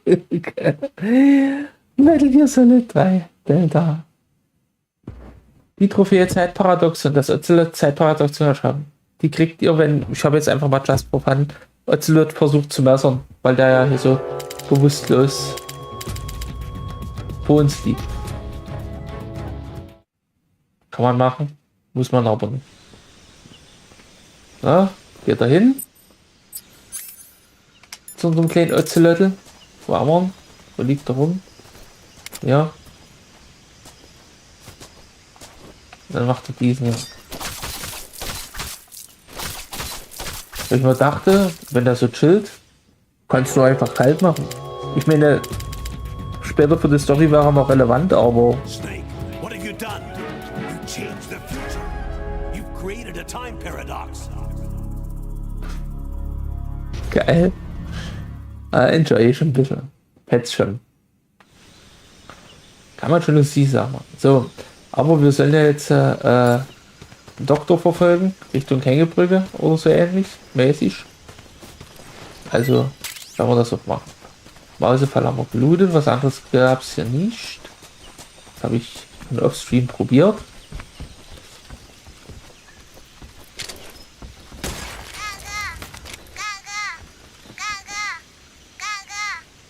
Es sah mysteriös aus und es kam noch mysteriöser.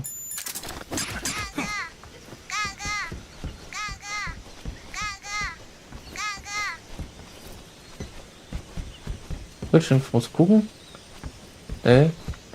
Man kann nicht hinein in den Spind.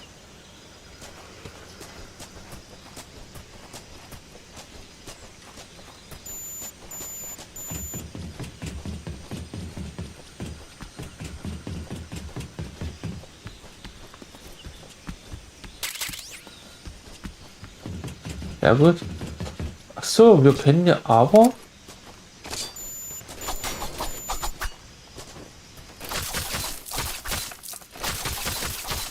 Was ist, wenn wir die Typen killen?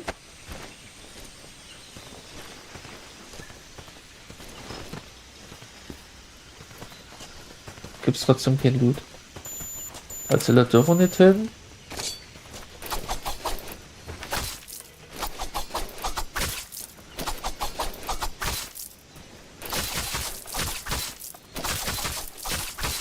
Die töten wir aber, weil da können die Hunde uns dann nicht mehr verfolgen. Versteht ihr?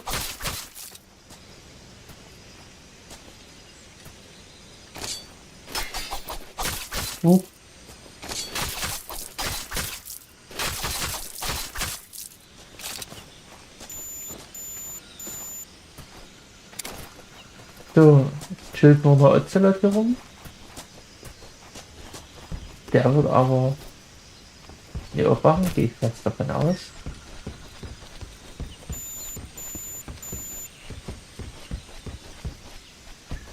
Ich muss irgendwie nicht sterben, wenn ich noch reinkomme. Bisschen weird noch. Aber gut, gewinnt man sich auch dran.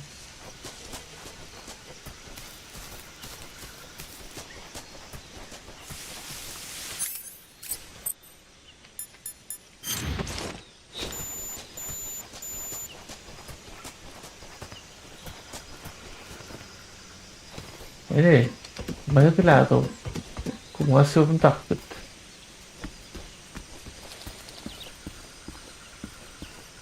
So einen Vogel aufschließen könnte man auch mal machen. Ne? Wie viele Möglichkeiten wir gehabt hätten, aber gut, das machen wir im vermeintlich zweiten Durchlauf.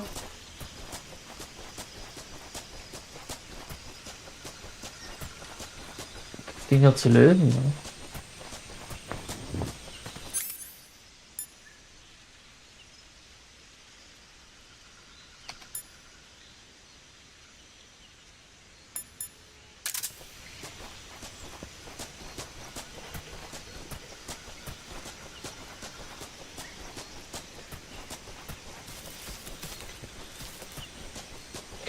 Ach, stimmt, Richtung Hängebrücke ist er erst zurückgelatscht.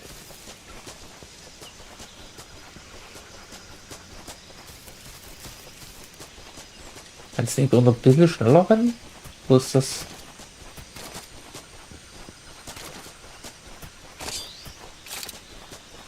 Das Maximum an Geschwindigkeit. Wir wissen es nicht.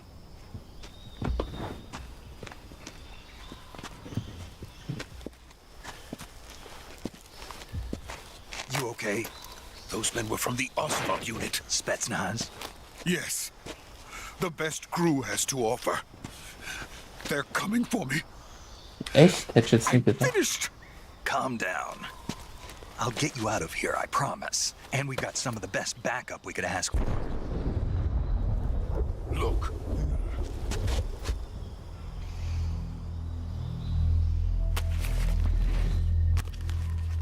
Wir hatten. That's what they were making you build. Yes. The Shagohod. The treading behemoth. A tank capable of launching nuclear IRBMs. It can launch nuclear missiles from that kind of terrain? Oh, yes. And without support from friendly units. A nuclear-equipped tank capable of operating solo.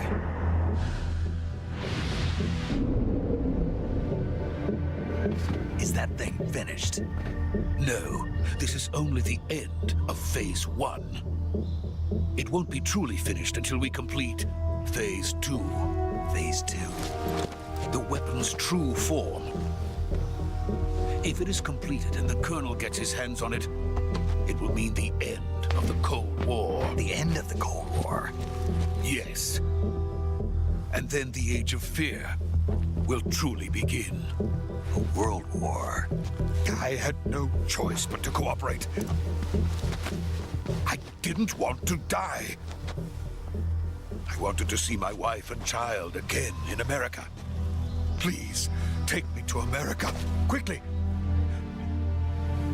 They cannot complete it without my help. Got it. Let's go.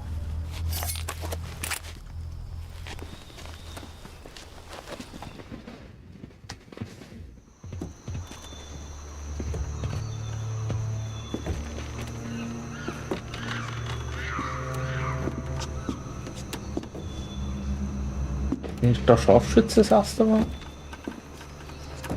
Ja, war so.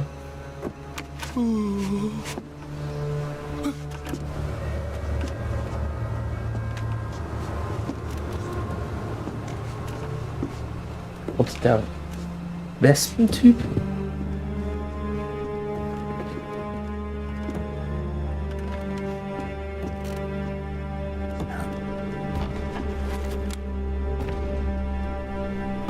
Nee, the Boss.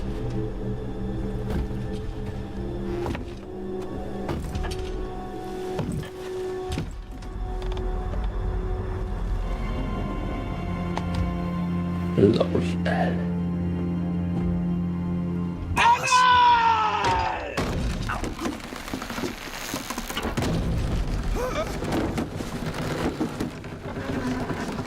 Das ist, was ich dazu sage. Good work, Jack. What are you doing here? Sokolov comes with me. Ja, Wespentyp, genau. The Wasp. Ant-Man and the Wasp.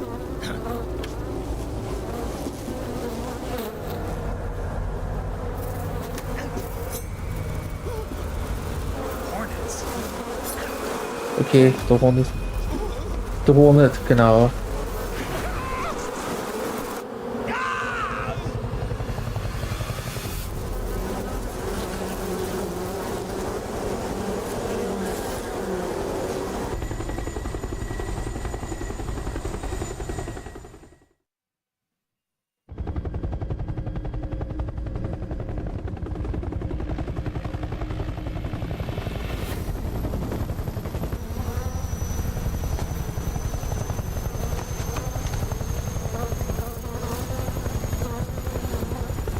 My friends, let us fight together again. I have waited long for this day. We will fight with you once more. Welcome back, boss.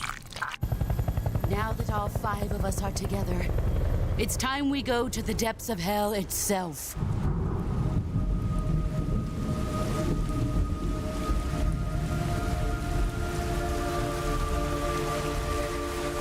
It's raining blood. Is he crying?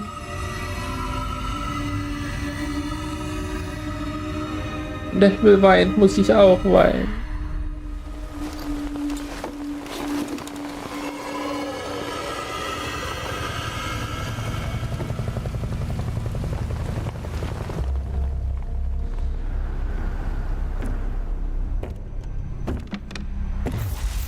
Kuwabara, Kuwabara.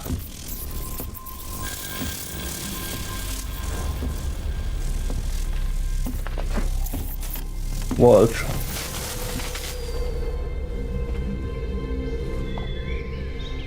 Ah, what a joyful scene. Colonel Vogan. Welcome to my country. And to my unit.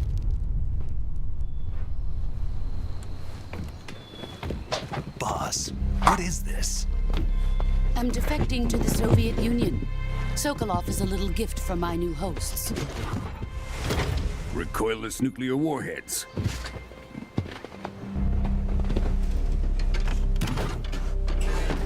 These will make a fine gift for me. This can't be happening. Who is he? Another one of your disciples? Are we taking him with us? No, this one is still just a child. Too pure for us Cobras. He has not yet found an emotion to carry into battle. What are you talking about? Think you can pull the trigger?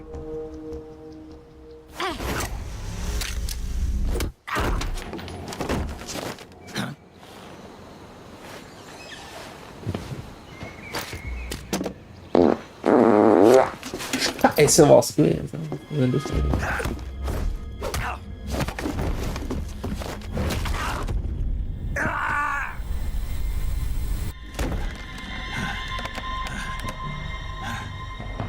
He's seen my face.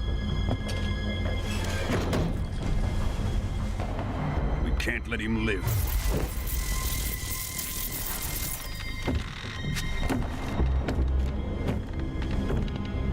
If Khrushchev finds out about this, we're finished.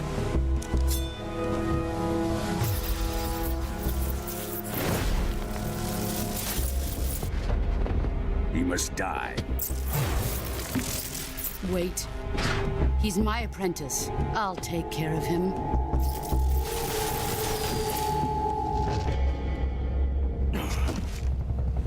Jack, you can't come with us.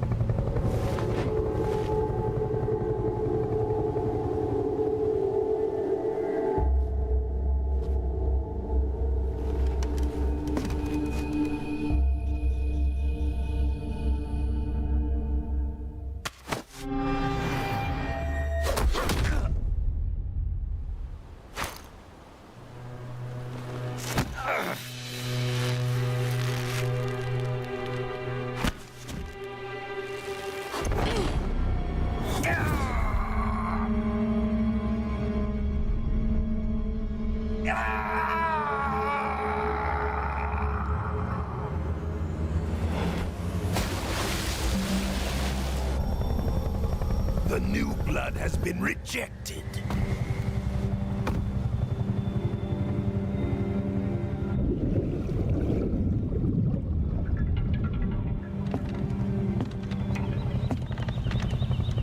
Are we done here? Now, onto Sokolov's research facility. Mann, sieht das grafisch geil aus. Shagohod is ours.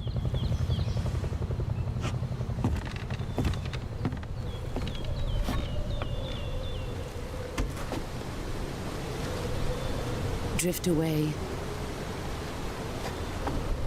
My place is with them now. Bitch! Slut!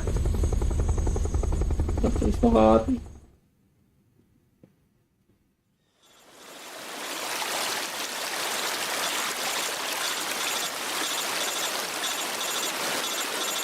Wenn man bedenkt, wie er so hängt, so rank und schlank. Der Plus ist im Küchenschrank.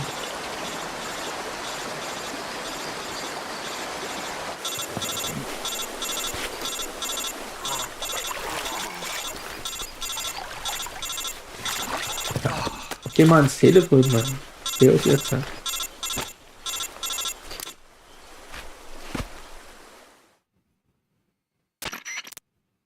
Snake, can you hear me? Yeah. Just barely. Snake, listen to me. You need emergency medical treatment. Can you move? You've got to get those wounds treated. Hang in there. All right, let's get you fixed up. Paramedic? Okay, Snake. Just relax and it'll all be over before you know it. Stay with me. I've seen people in worse shape before. Think you can handle it? Major. The boss. She's defected. We'll talk about that later. First, we've got to get you patched up. Okay, here we go. First, open the survival viewer with the survival viewer button. If you select cure, you can start the treatment.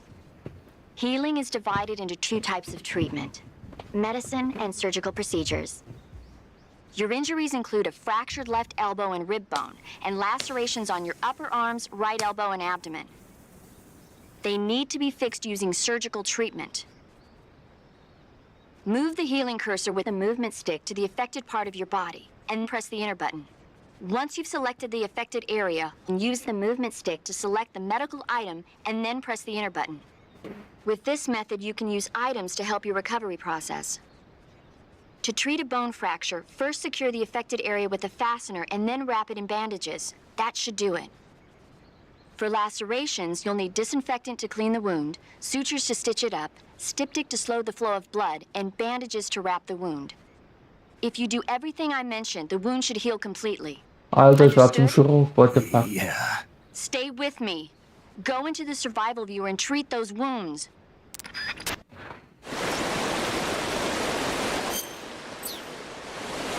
Ah. Wenn Sie heilen im Survival Viewer um Verletzungen und Krankheiten gewandelt, die Snake erleidet. Wenn Sie mit einer schweren Verletzung konfrontiert sind, wird die Maximalwert ihrer Lebensleistung. Wenn Sie selbst behandeln. Wählen Sie den Bereich, den Sie heilen möchten, und wählen Sie dann den entsprechenden medizinischen Gegenstand aus der Liste, um die Behandlung zu beginnen. Führen Sie alle notwendigen Behandlungen durch, um die Verletzung oder Krankheiten vollständig zu heilen. Oha, ich habe ja alles.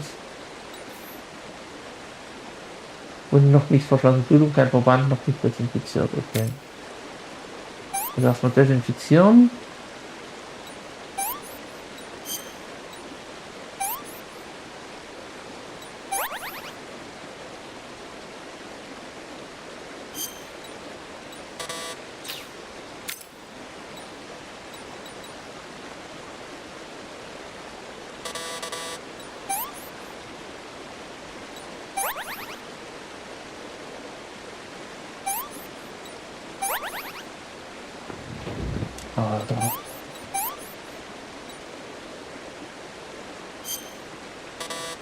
Ah, du verbrauchst das. Alles klar. Wenn du es falsch behandelst. Okay. Blutung. Verband.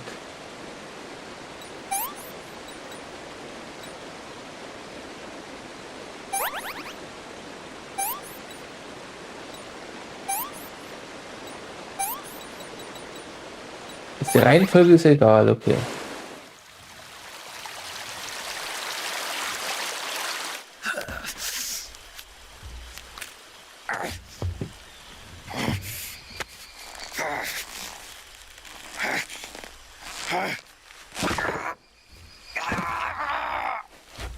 Autsch.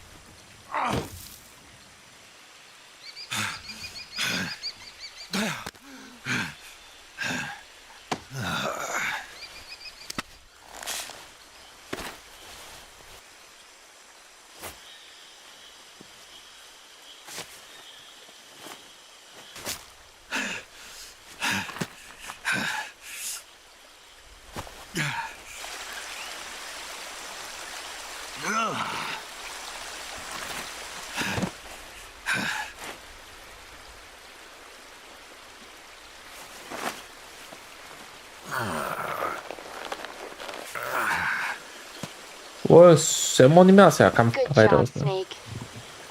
We're coming to get you now. Just stay where you are. We'll drop a recovery balloon. Can you set it up?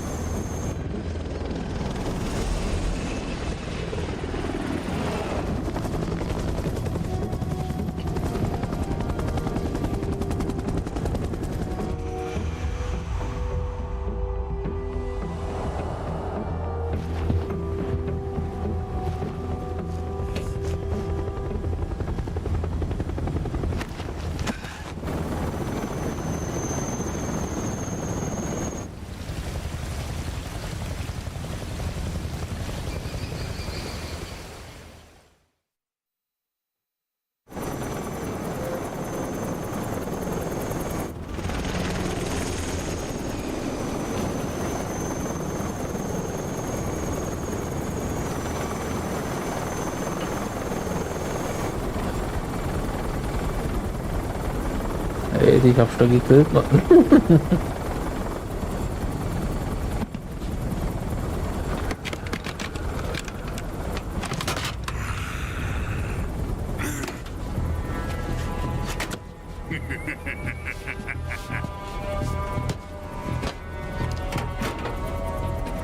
Excellent. A great success. Thanks to the boss and her cobras, I have both Sokolov and the Shagohod.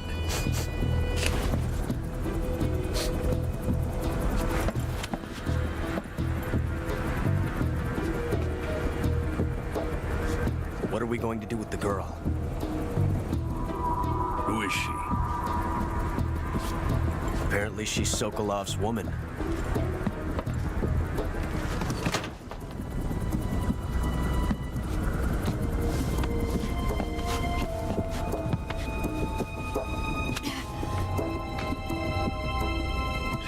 Catch.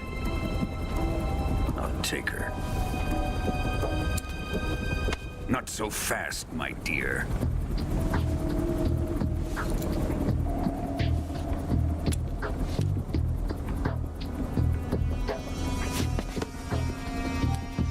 Und Lippenstift. Oh. A kiss of death. Are you KGB? We may be able to use her.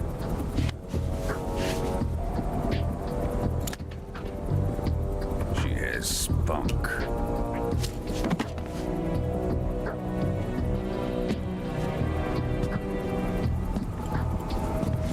Shall we take her back to the base? Perhaps we should. We have no further use for Sokolov's research facility.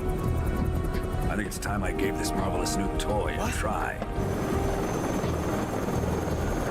Colonel, even if they are our enemies, they're still our countrymen.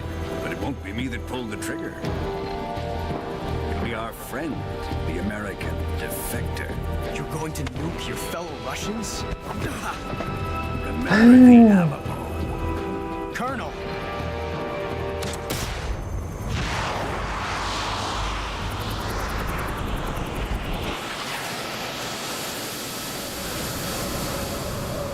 Was für ein geisteskranker Typ, ne?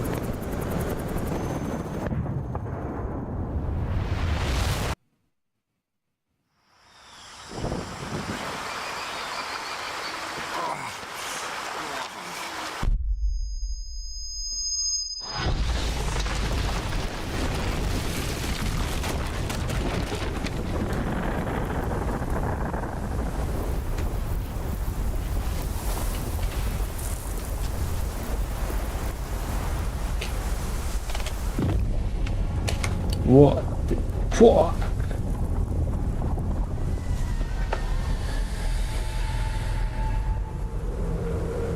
Und da ist Snake verstrahlt.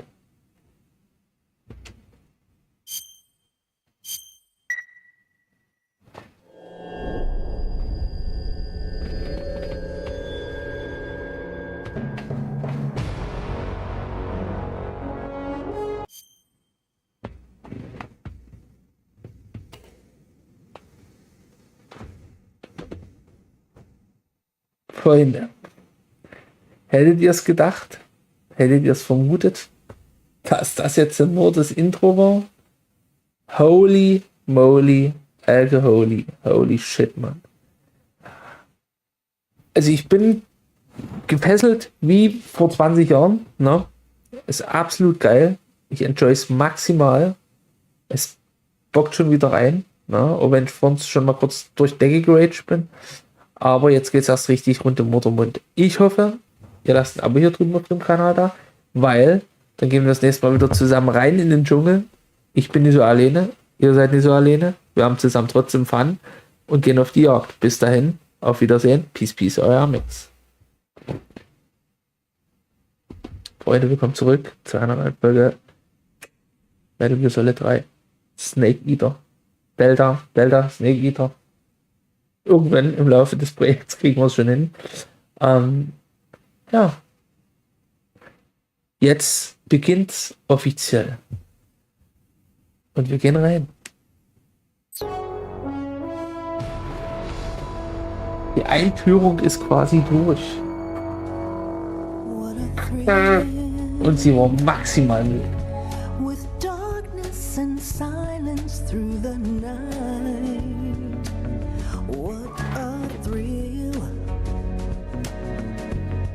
I'm searching and I'll melt into you. What a fear in my heart. Hideo Kojima. Und ihr habt den gefickt, ihr Wichser. Warum Konami?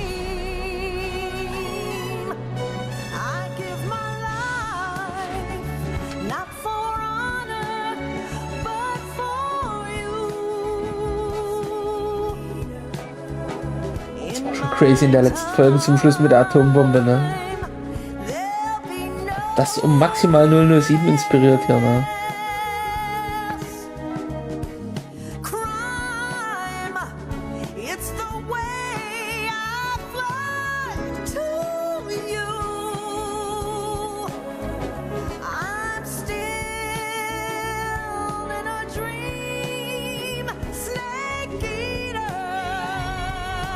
Snake Eater. Someday you go through the rain, and someday you'll feed on a tree frog. This ordeal, the trial to survive. For the day we see new life, I give my life, not for honor, but for you. In my time, there'll be no one else. Könntest du denken, das Ende vom Game noch? It's the way I fly to you. I'm still in a dream, Snake Eater.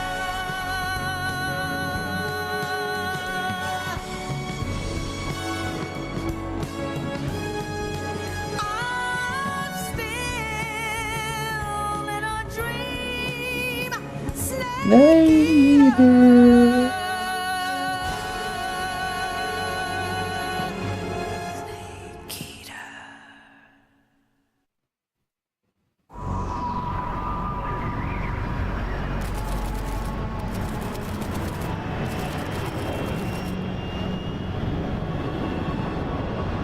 Currently flying over the Arctic Ocean, altitude 30,000 feet, approaching Soviet airspace. Arriving at the designated drone launch point.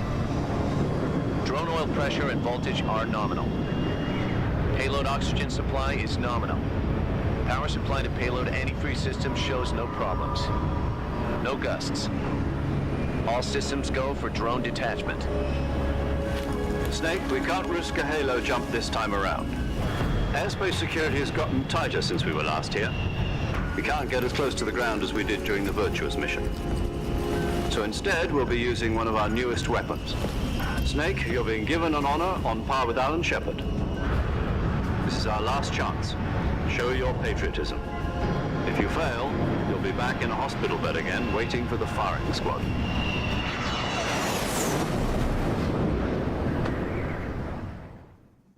So how does it feel to be a patient in one of the most advanced ICUs in the world?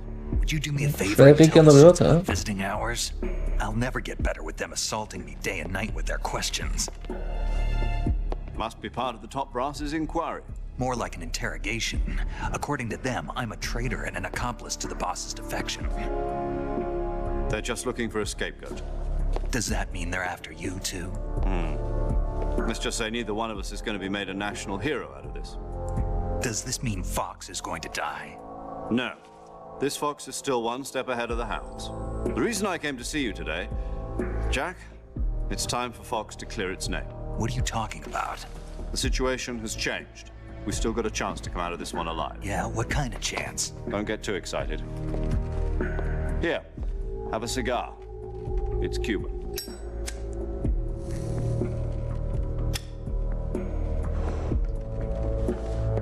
This morning, I had a meeting with the CIA. They decided when they're going to execute us? No. Something even bigger. Yesterday, the White House received an unexpected call. President Johnson? Yes, I hear you, Mr. Chairman. It was a hotline call from Khrushchev to President Johnson. From the head of the Soviet Union? That's right. A few days ago, one of our country's main design bureaus, OKB 754, was destroyed in a nuclear explosion. At about the same time, our anti-aircraft radar picked up a signature that appeared to come from one of your military aircraft. Does any of this sound familiar to you? In retaliation, I have placed our armed forces on secondary alert. Depending on your response, I may be left with no choice but to order the military to maximum alert and unleash Armageddon. With the help of your predecessor, I was able to survive the Cuban incident. But my power is not as great as it once was. If I am to survive this crisis, I must have your full cooperation. I should have contacted you myself. Did you know that one of our soldiers defected to your country a week ago? No. So you haven't heard then. The man who arranged the defection was a GRU colonel by the name of Yevgeny Borisovich Volgin. Volgin? Of the Brezhnev faction. Go on. Who is the soldier? Her name is the Boss. She's a living legend. During World War II, she was the one who led us to victory in that war. In Russia, you know her as Voyevoda. You mean the Boss? The mother of your special forces? Yes, that's the one. And she took 2 miniature nuclear shells along with her. The Boss took 2 miniature nuclear shells? I'm afraid so. I believe they were a gift for her new hosts. The Davy Crockett Atomic Battle Group delivery system was completed 2 years ago. But serious problems were found with the launcher's range and precision. Although they were mass-produced, they've never been deployed in battle.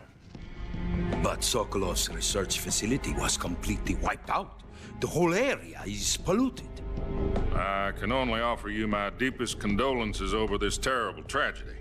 So, The boss, with Colonel Volgin's help, stole 2 experimental nuclear shells and took them with her as gift when she defected.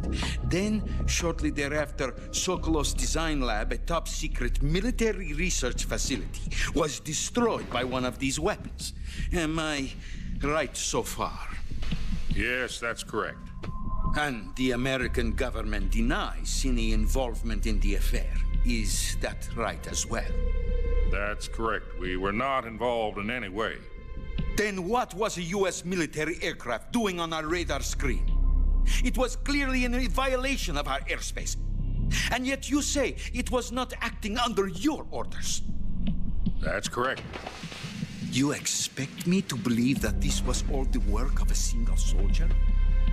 I don't know what else to tell you. The army insists that this is all a ploy on your part.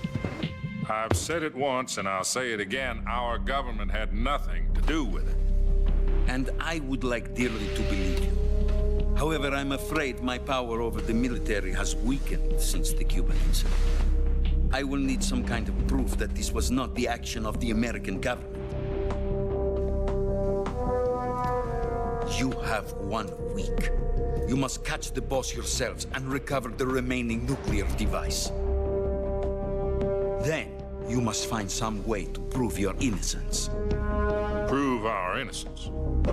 Yes, preferably something painful. Prove to me that this is not merely another one of your tricks. The boss should be close to Colonel Volgin. How about a little co-action? I would not expect too much if I were you. The political situation here is unstable. And Colonel Volgin is a member of the Brezhnev faction, which seeks to topple my government. 1 week. You have only 1 week. And if it is not too much to ask, do something about Volgin as well. What is that supposed to mean? Nothing. It means nothing. Call it a modest gentleman's agreement to ensure our continued relationship. What if we can't prove our innocence? Then I will be unable to restrain the military. I will be ousted, and they will seek their revenge. A nuclear attack on the United States? I leave the disposal of this situation entirely to your discretion, Mr. President. Disposal? If you fail, it will mean the beginning of a new world war. To put it simply, in order to avoid a full-scale nuclear conflict, we have to prove that America was not involved in that explosion. And eliminating the boss ourselves will prove America's innocence? Right. The higher-ups have decided that you're the only one capable of pulling this off. You were her last apprentice. Screw this one up, and we'll both be 6 feet under. There's no choice.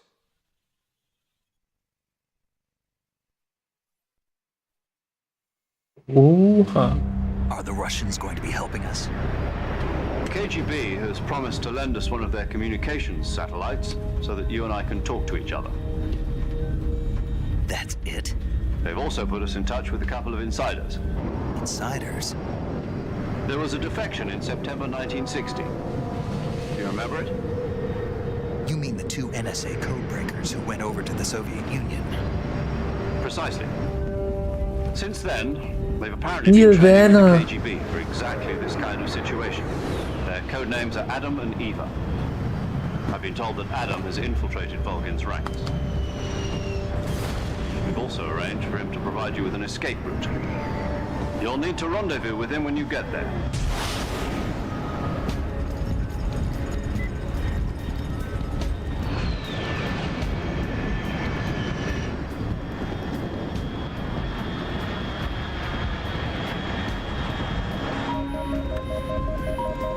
Control, unidentified aircraft detected. Altitude 30,000 feet.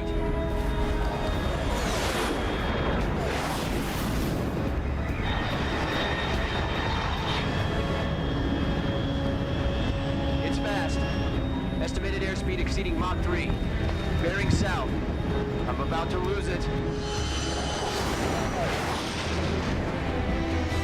Bis wohl noch viel weiter.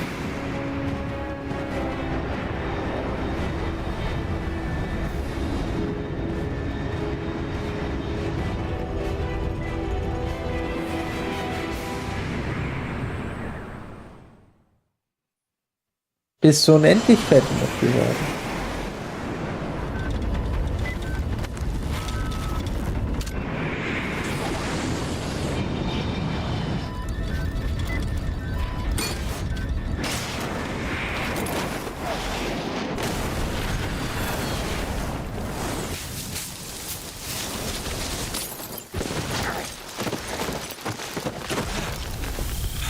Superheldenlandung. Wo mal anders.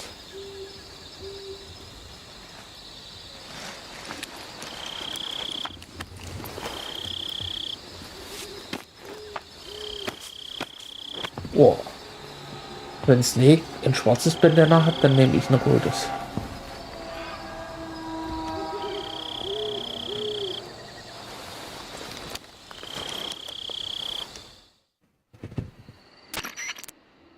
This is Snake. Do you read me? Loud and clear. Glad to see you landed safely. I got blown pretty far off target. Snake, let's go over your mission objectives one more time. Rescue Sokolov. Find out what's happened to the Shagohod, then destroy it. And finally, eliminate the boss. Eliminate the boss. This mission will be codenamed Operation Snake Eater. Because I'll be taking on the boss in our Cobra unit, right? Don't forget about Colonel Volgin. I'm not a hired killer. I know, but that was the Kremlin's demand. Demand? You mean it wasn't just a request? What's it to us if the Khrushchev regime is threatened by the Colonel and his faction? If supporting the current regime helps us avoid a nuclear exchange, then that's what we'll do. And what are the CIA's demands? Our priorities are the rescue of Sokolov and the destruction of the Shagohod. Roger that, Major Tom. Hold on, Snake. What now? I'm changing my codename. It turns out Tom wasn't the most auspicious choice. What do you mean? Well, the truth is, when I chose my codename, I picked the wrong one. The wrong one? Did you ever see the movie The Great Escape? It came out last year.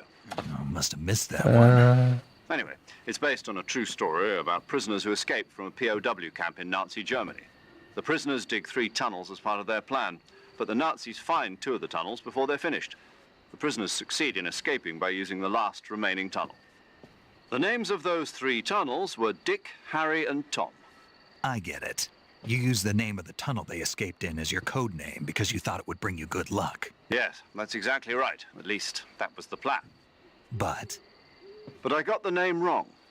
The one they escaped in was Harry. Tom was one of the unlucky tunnels. It was discovered by the Nazis before it was finished. I watched the movie again just to make sure. In fact, I even ordered the actual film from the movie company. yeah, it doesn't sound like the greatest name to use. So what should I call you? You know, let's just use Zero, like we've been doing all along. All right, then. Major Zero it is. We'll start over from square one. From square zero. My frequency is 140. Fangen wir bei Null an, Zero. Oh, I almost forgot. Paramedic is with us again on this mission. Is this her last chance too? If we fail, she'll have her medical license revoked. It's more or less the same kind of fate. Her frequency is the same as during the Virtuous mission, 145.73. She'll be recording your mission data as well, just like the last time. That frequency is also the same, 140.96. And there's one more person on your support team. His name is Mr. Sigint. He's an expert on the latest in weapons and equipment technology. You'll be going up against some of the world's most advanced weaponry when you infiltrate the research facility. If you have any questions, just ask him. His frequency is 148.41. Mr. Sigint, got it.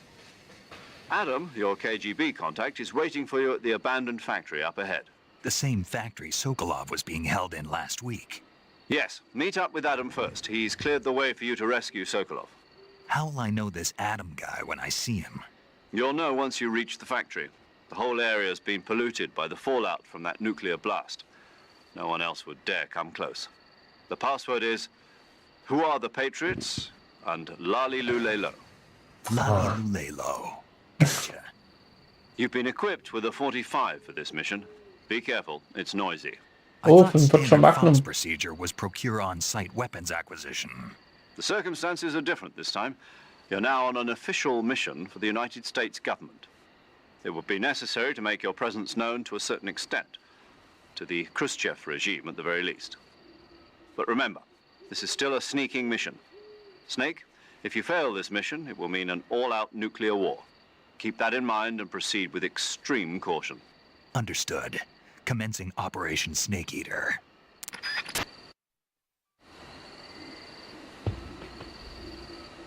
It's a snake eater, snake eater. So, auch von unserem letzten Einsatz noch was übrig.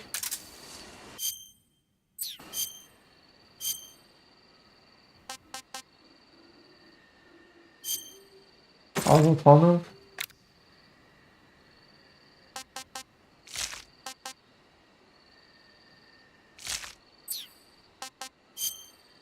Nee. Natürlich nicht. Und die funktionierende Kralle.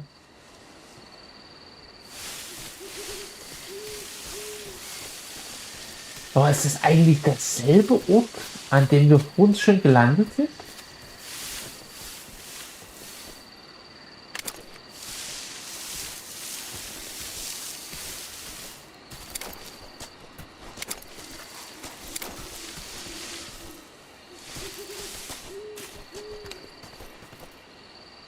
Dort oben haben wir schon mal am besten, ne? Zocken wir uns gleich mal. Okay, Obst, okay. Noch mehr Obst. So. Was denn in den nächsten Folgen wäre ich wahrscheinlich ohne Brille. Ja, schauen wir mal. Weil, wenn wir jetzt nachts unterwegs sind, gut, dann kann ich immer noch die ganze Zeit sagen, ich trage meine Sonnenbrille bei Nacht.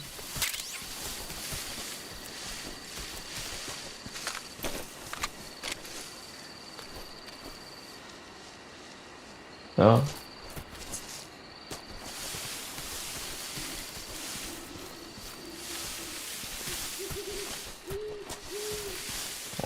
Das sieht hier aus alles. Ah ja, sind doch Pilze am Boden, oder?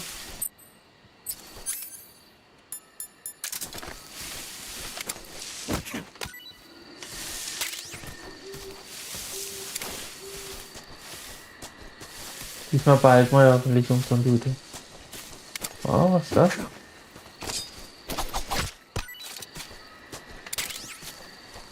Erkältungsmedizin. Könnte man sich ja echt erkälten? Ich merke echt 20 Jahre her.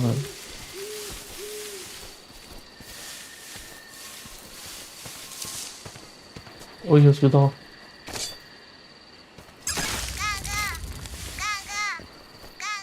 Ja, ja. Ja, ja. Ich frage mich, gerade Real Talk, ob das die Gegner dann auch hören. Wäre schon interessant, jemand.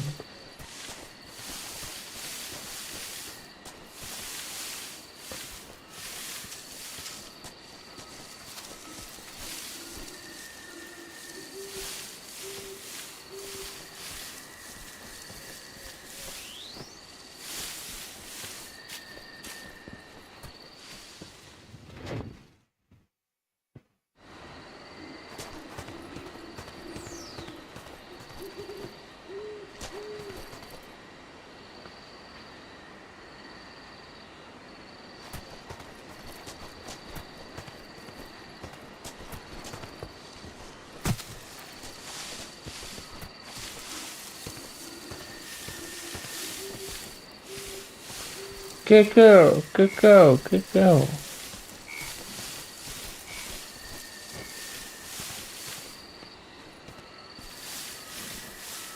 Aber wenn ich jetzt die 45er Magnum habe.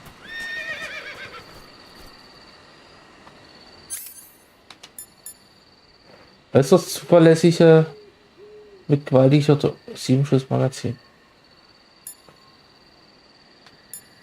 Scheiße, das killt natürlich die Schlange, ne? Wir haben nichts, um die zu betäuben.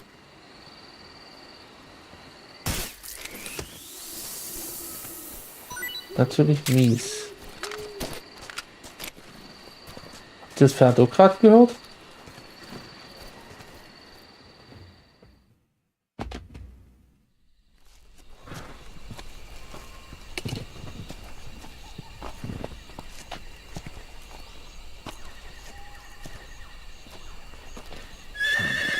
Na bitte.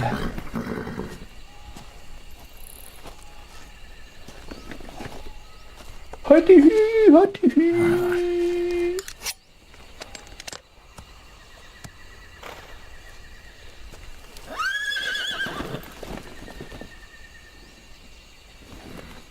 Looks like death wasn't ready for you yet.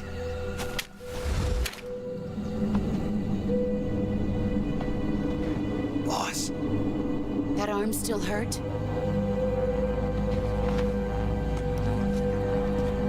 What are you doing here?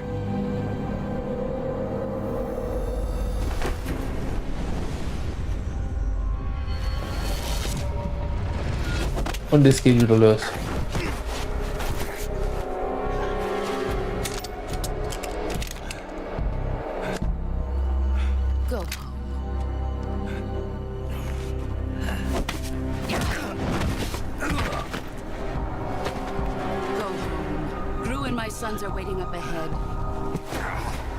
You don't have a prayer of finishing your mission. You're not even armed. Boss!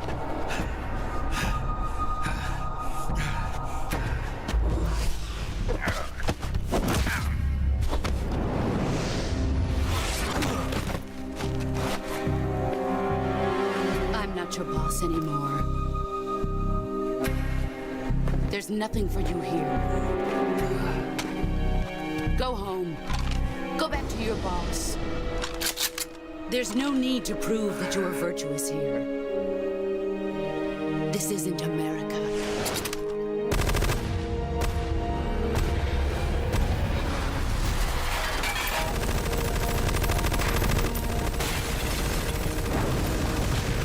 Jawohl.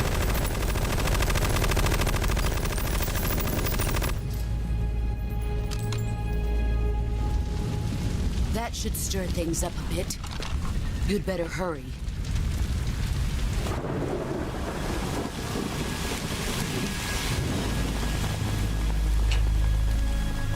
The border is 60 miles south of you. You ought to be able to run that far.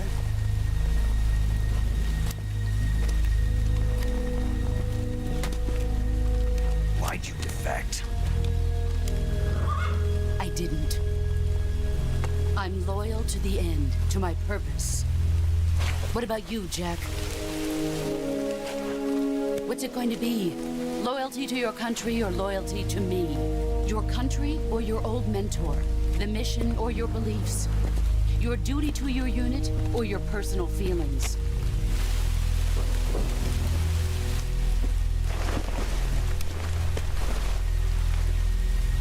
You don't know the truth yet. But sooner or later you'll have to choose. I don't expect you to forgive me.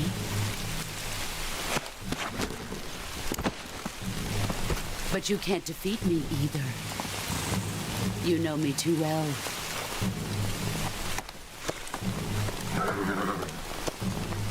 Just look at that bandana. If you can't put the past behind you, you won't survive long.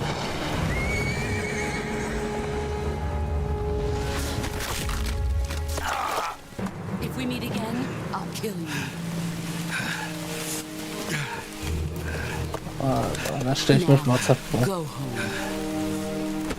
Das Pferd einfach.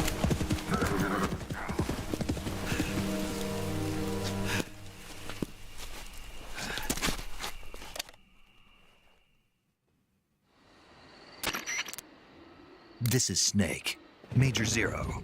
I read you, Snake. I was ambushed by the boss. You were what? The drone's been shot to hell. It's up in flames. That's not good. Enemy scouts are going to come looking for you. Yeah, I know. But what was the boss doing here in the first place? There's got to be a leak somewhere. No, that's impossible. The man the boss is working with, Volgin, isn't exactly on speaking terms with Khrushchev. I lost my gun. The boss destroyed it. Snake, I know how you're feeling. It's hard for me to believe, too, that a legendary hero like the boss would go over to the Russians. That she'd double-cross us like this. But that's how it is, and if you don't accept it, you'll never be able to beat her. That's not the problem. In terms of sheer technique, I'll never be able to beat her. I know that all too well. You've got to do it, Snake. She's your enemy and your objective. Enemy? We were together for 10 years, and now you tell me she's my enemy? Enough. Hurry to the factory where Adam is waiting. Scouts have probably already been sent out to investigate the explosion. You've lost your weapon, right? That means you've got no chance of winning in a battle situation. Whatever you do, don't let them see you.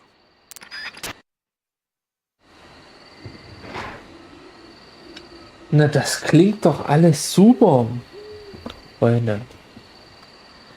Wie hören wir jetzt dort oben denn?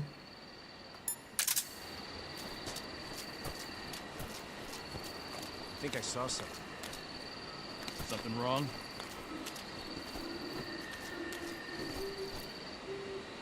Huh. Guess I'm seeing things.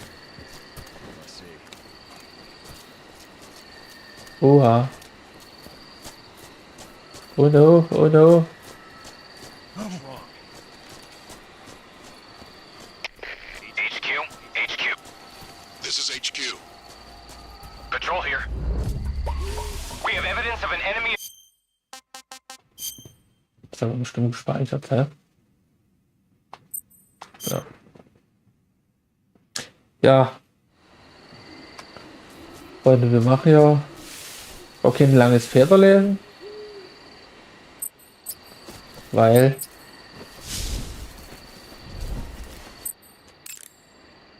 ihr habt's gesehen. Paramedic. Snake, it's so good to hear from you again. Same here. It's been a week, hasn't it? 4 days, actually. Huh? I visited you in the hospital. You were still unconscious, though. Then you must have seen me naked. Yeah, but you were all wrapped up in bandages and tubes, so I couldn't do anything but look. Better luck next time. Let's hope so. But seriously, don't forget that you were like that until just yesterday. In fact, you really shouldn't even be on this mission. Keep an eye on your stamina gauge. If you start to run low, don't push yourself. Eat something to replenish your stamina. And try not to get yourself hurt. If you're wounded or get bitten by a venomous animal, go into the survival viewer immediately and treat yourself using Cure. Yeah. I can see you still know how to nag. You're welcome. And I can see you still don't know when to keep your mouth shut. Maybe so. By the way, I heard you're going to lose your medical license if this mission fails. Yes, there was talk of that, but the mission won't fail. Nee. Of course not. Good. I believe in you. But you know what? I really don't care about my medical license. Didn't they use that to force you to participate in this operation? No, I volunteered. Why? So that I could watch over you. Oh. Snake, you're the best agent I've ever seen. But you push yourself too hard. You're reckless.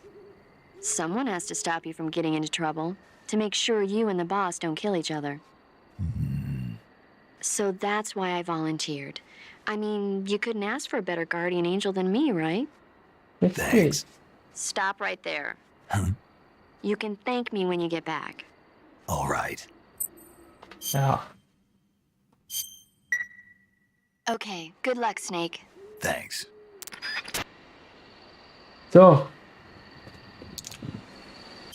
Haben wir's, Freunde. Ja. Habt's gesehen.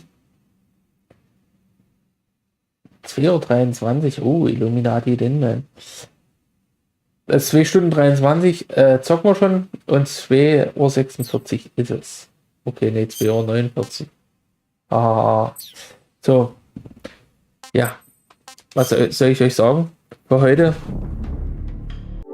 war's das mit dem Lars vom Mars. Ich hoffe, ihr lasst ein Abo da. Dann könnt ihr auch in den Livestreams immer dabei sein. Und könnt gerne auf YouTube hier rein, auf Twitch, wie auch immer. Und ich hoffe, wir sehen uns wieder. Deswegen sage ich auf Wiedersehen, weil wir uns in der nächsten Folge wiedersehen. Bis dahin, peace, euer Airmax. So.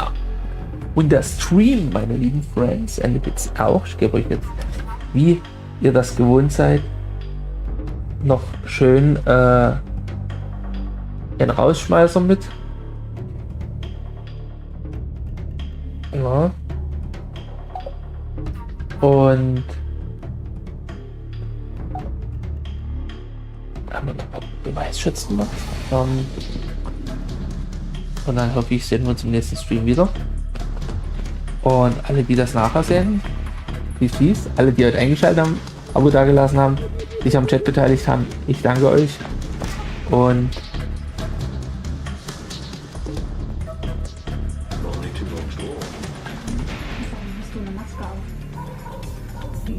danke dir, Goodness Mercy, für dein Follow. Und ich sage bis morgen und hoffe, dass wir uns dann wiedersehen. Oder bis dann später, ist ja quasi schon morgen.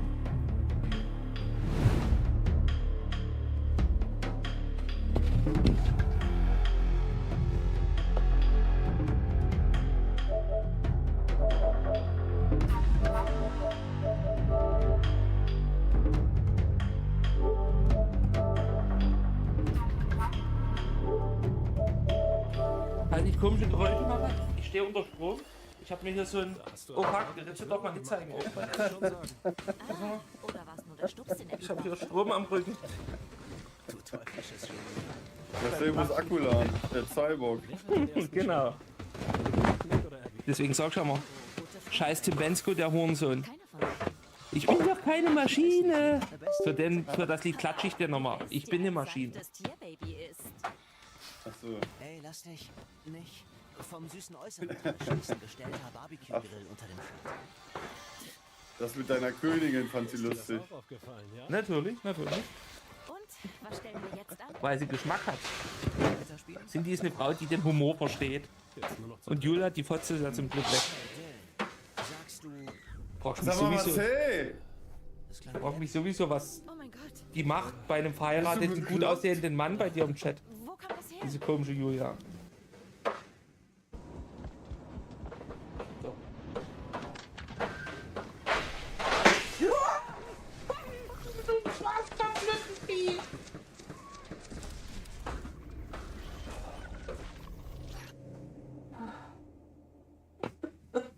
Das ist weggehen.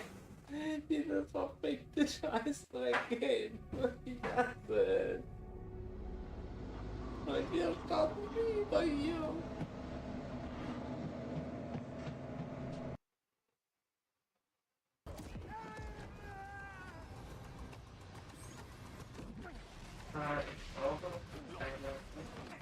Gibt's in die Bratz, gibt's da rein. Aber richtig dolle.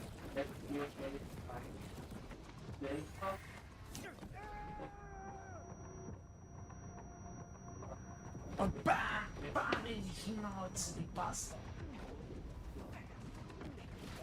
Diesmal machen wir nicht so lange Feder. Oh Scheiße. Jetzt hat er mich gepickt. Lass mich hier nicht allein.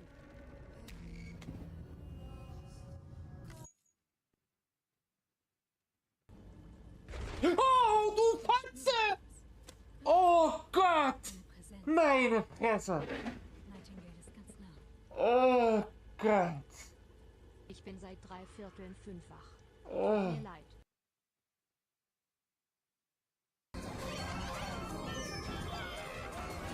Was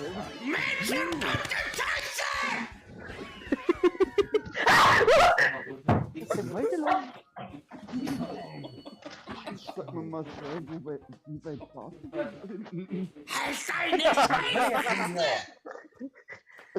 Wir brauchen kurz, wir müssen Brille suchen.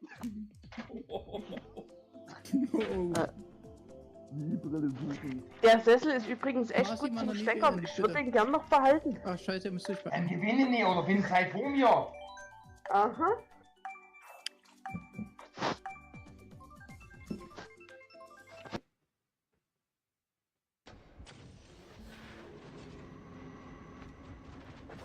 Hallo. Danke. Oh, ich darf mal meine Schrotblende benutzen. Das ist aber nett. Oh, guck mal. Ja, noch einen dritten. Ja. Habt ihr noch einen vierten Gegner für mich? Bitte. Bitte. 300 fordern mich dazu sehr. Hä?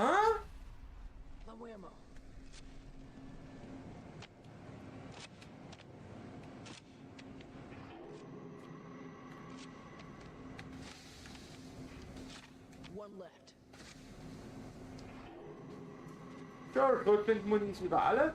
So muss das sein, Freunde. Beste Spiel in EU West.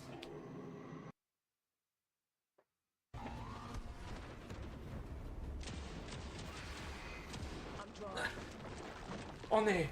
Oh Gott! Oh mein Gott! Oh mein Gott! Oh mein Gott! Oh mein Gott! Oh mein Gott! Oh mein Gott! Mein Video. Oh mein Gott. Oh mein Gott. Ich glaube, ich und deinen Nahkämpfer an, fügen mehr Schaden zu. Ja, ich bin kein Nahkämpfer.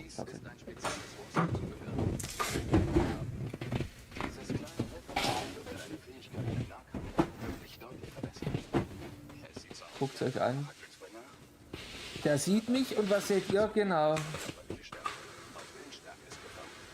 Trotz seiner großen Muskeln schrumpft das Glied bei meinem Antlitz nach innen, nicht weil ich so hässlich bin, sondern weil er einfach unter meiner Erscheinung quasi zusammenbricht menschlich.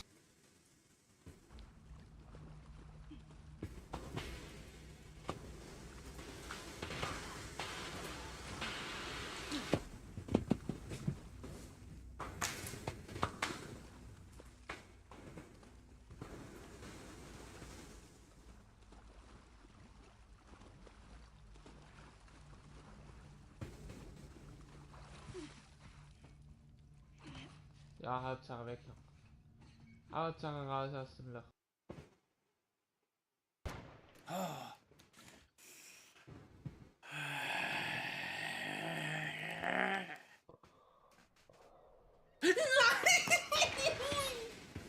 Scheiße, warte.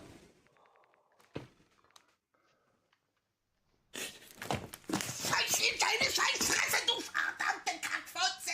Jetzt hat's die Scheißmission neu gestartet! Ich kack ab, Mann! Oh. Ich krieg keinen Schlaganfall. Ich krieg keinen Schlaganfall. Oh. Du hast ganz andere Probleme.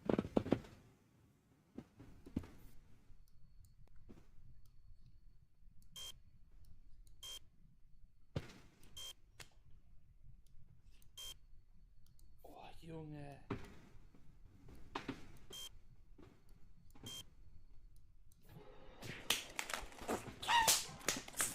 Verfickte, elende Fotze! Wann der spielt das erst das zweite Mal, der Hund? Scheiß Schweineficker, ey. Es wird gleich. Gut. Wird gleich der Ohr hier vom Dings geflogen.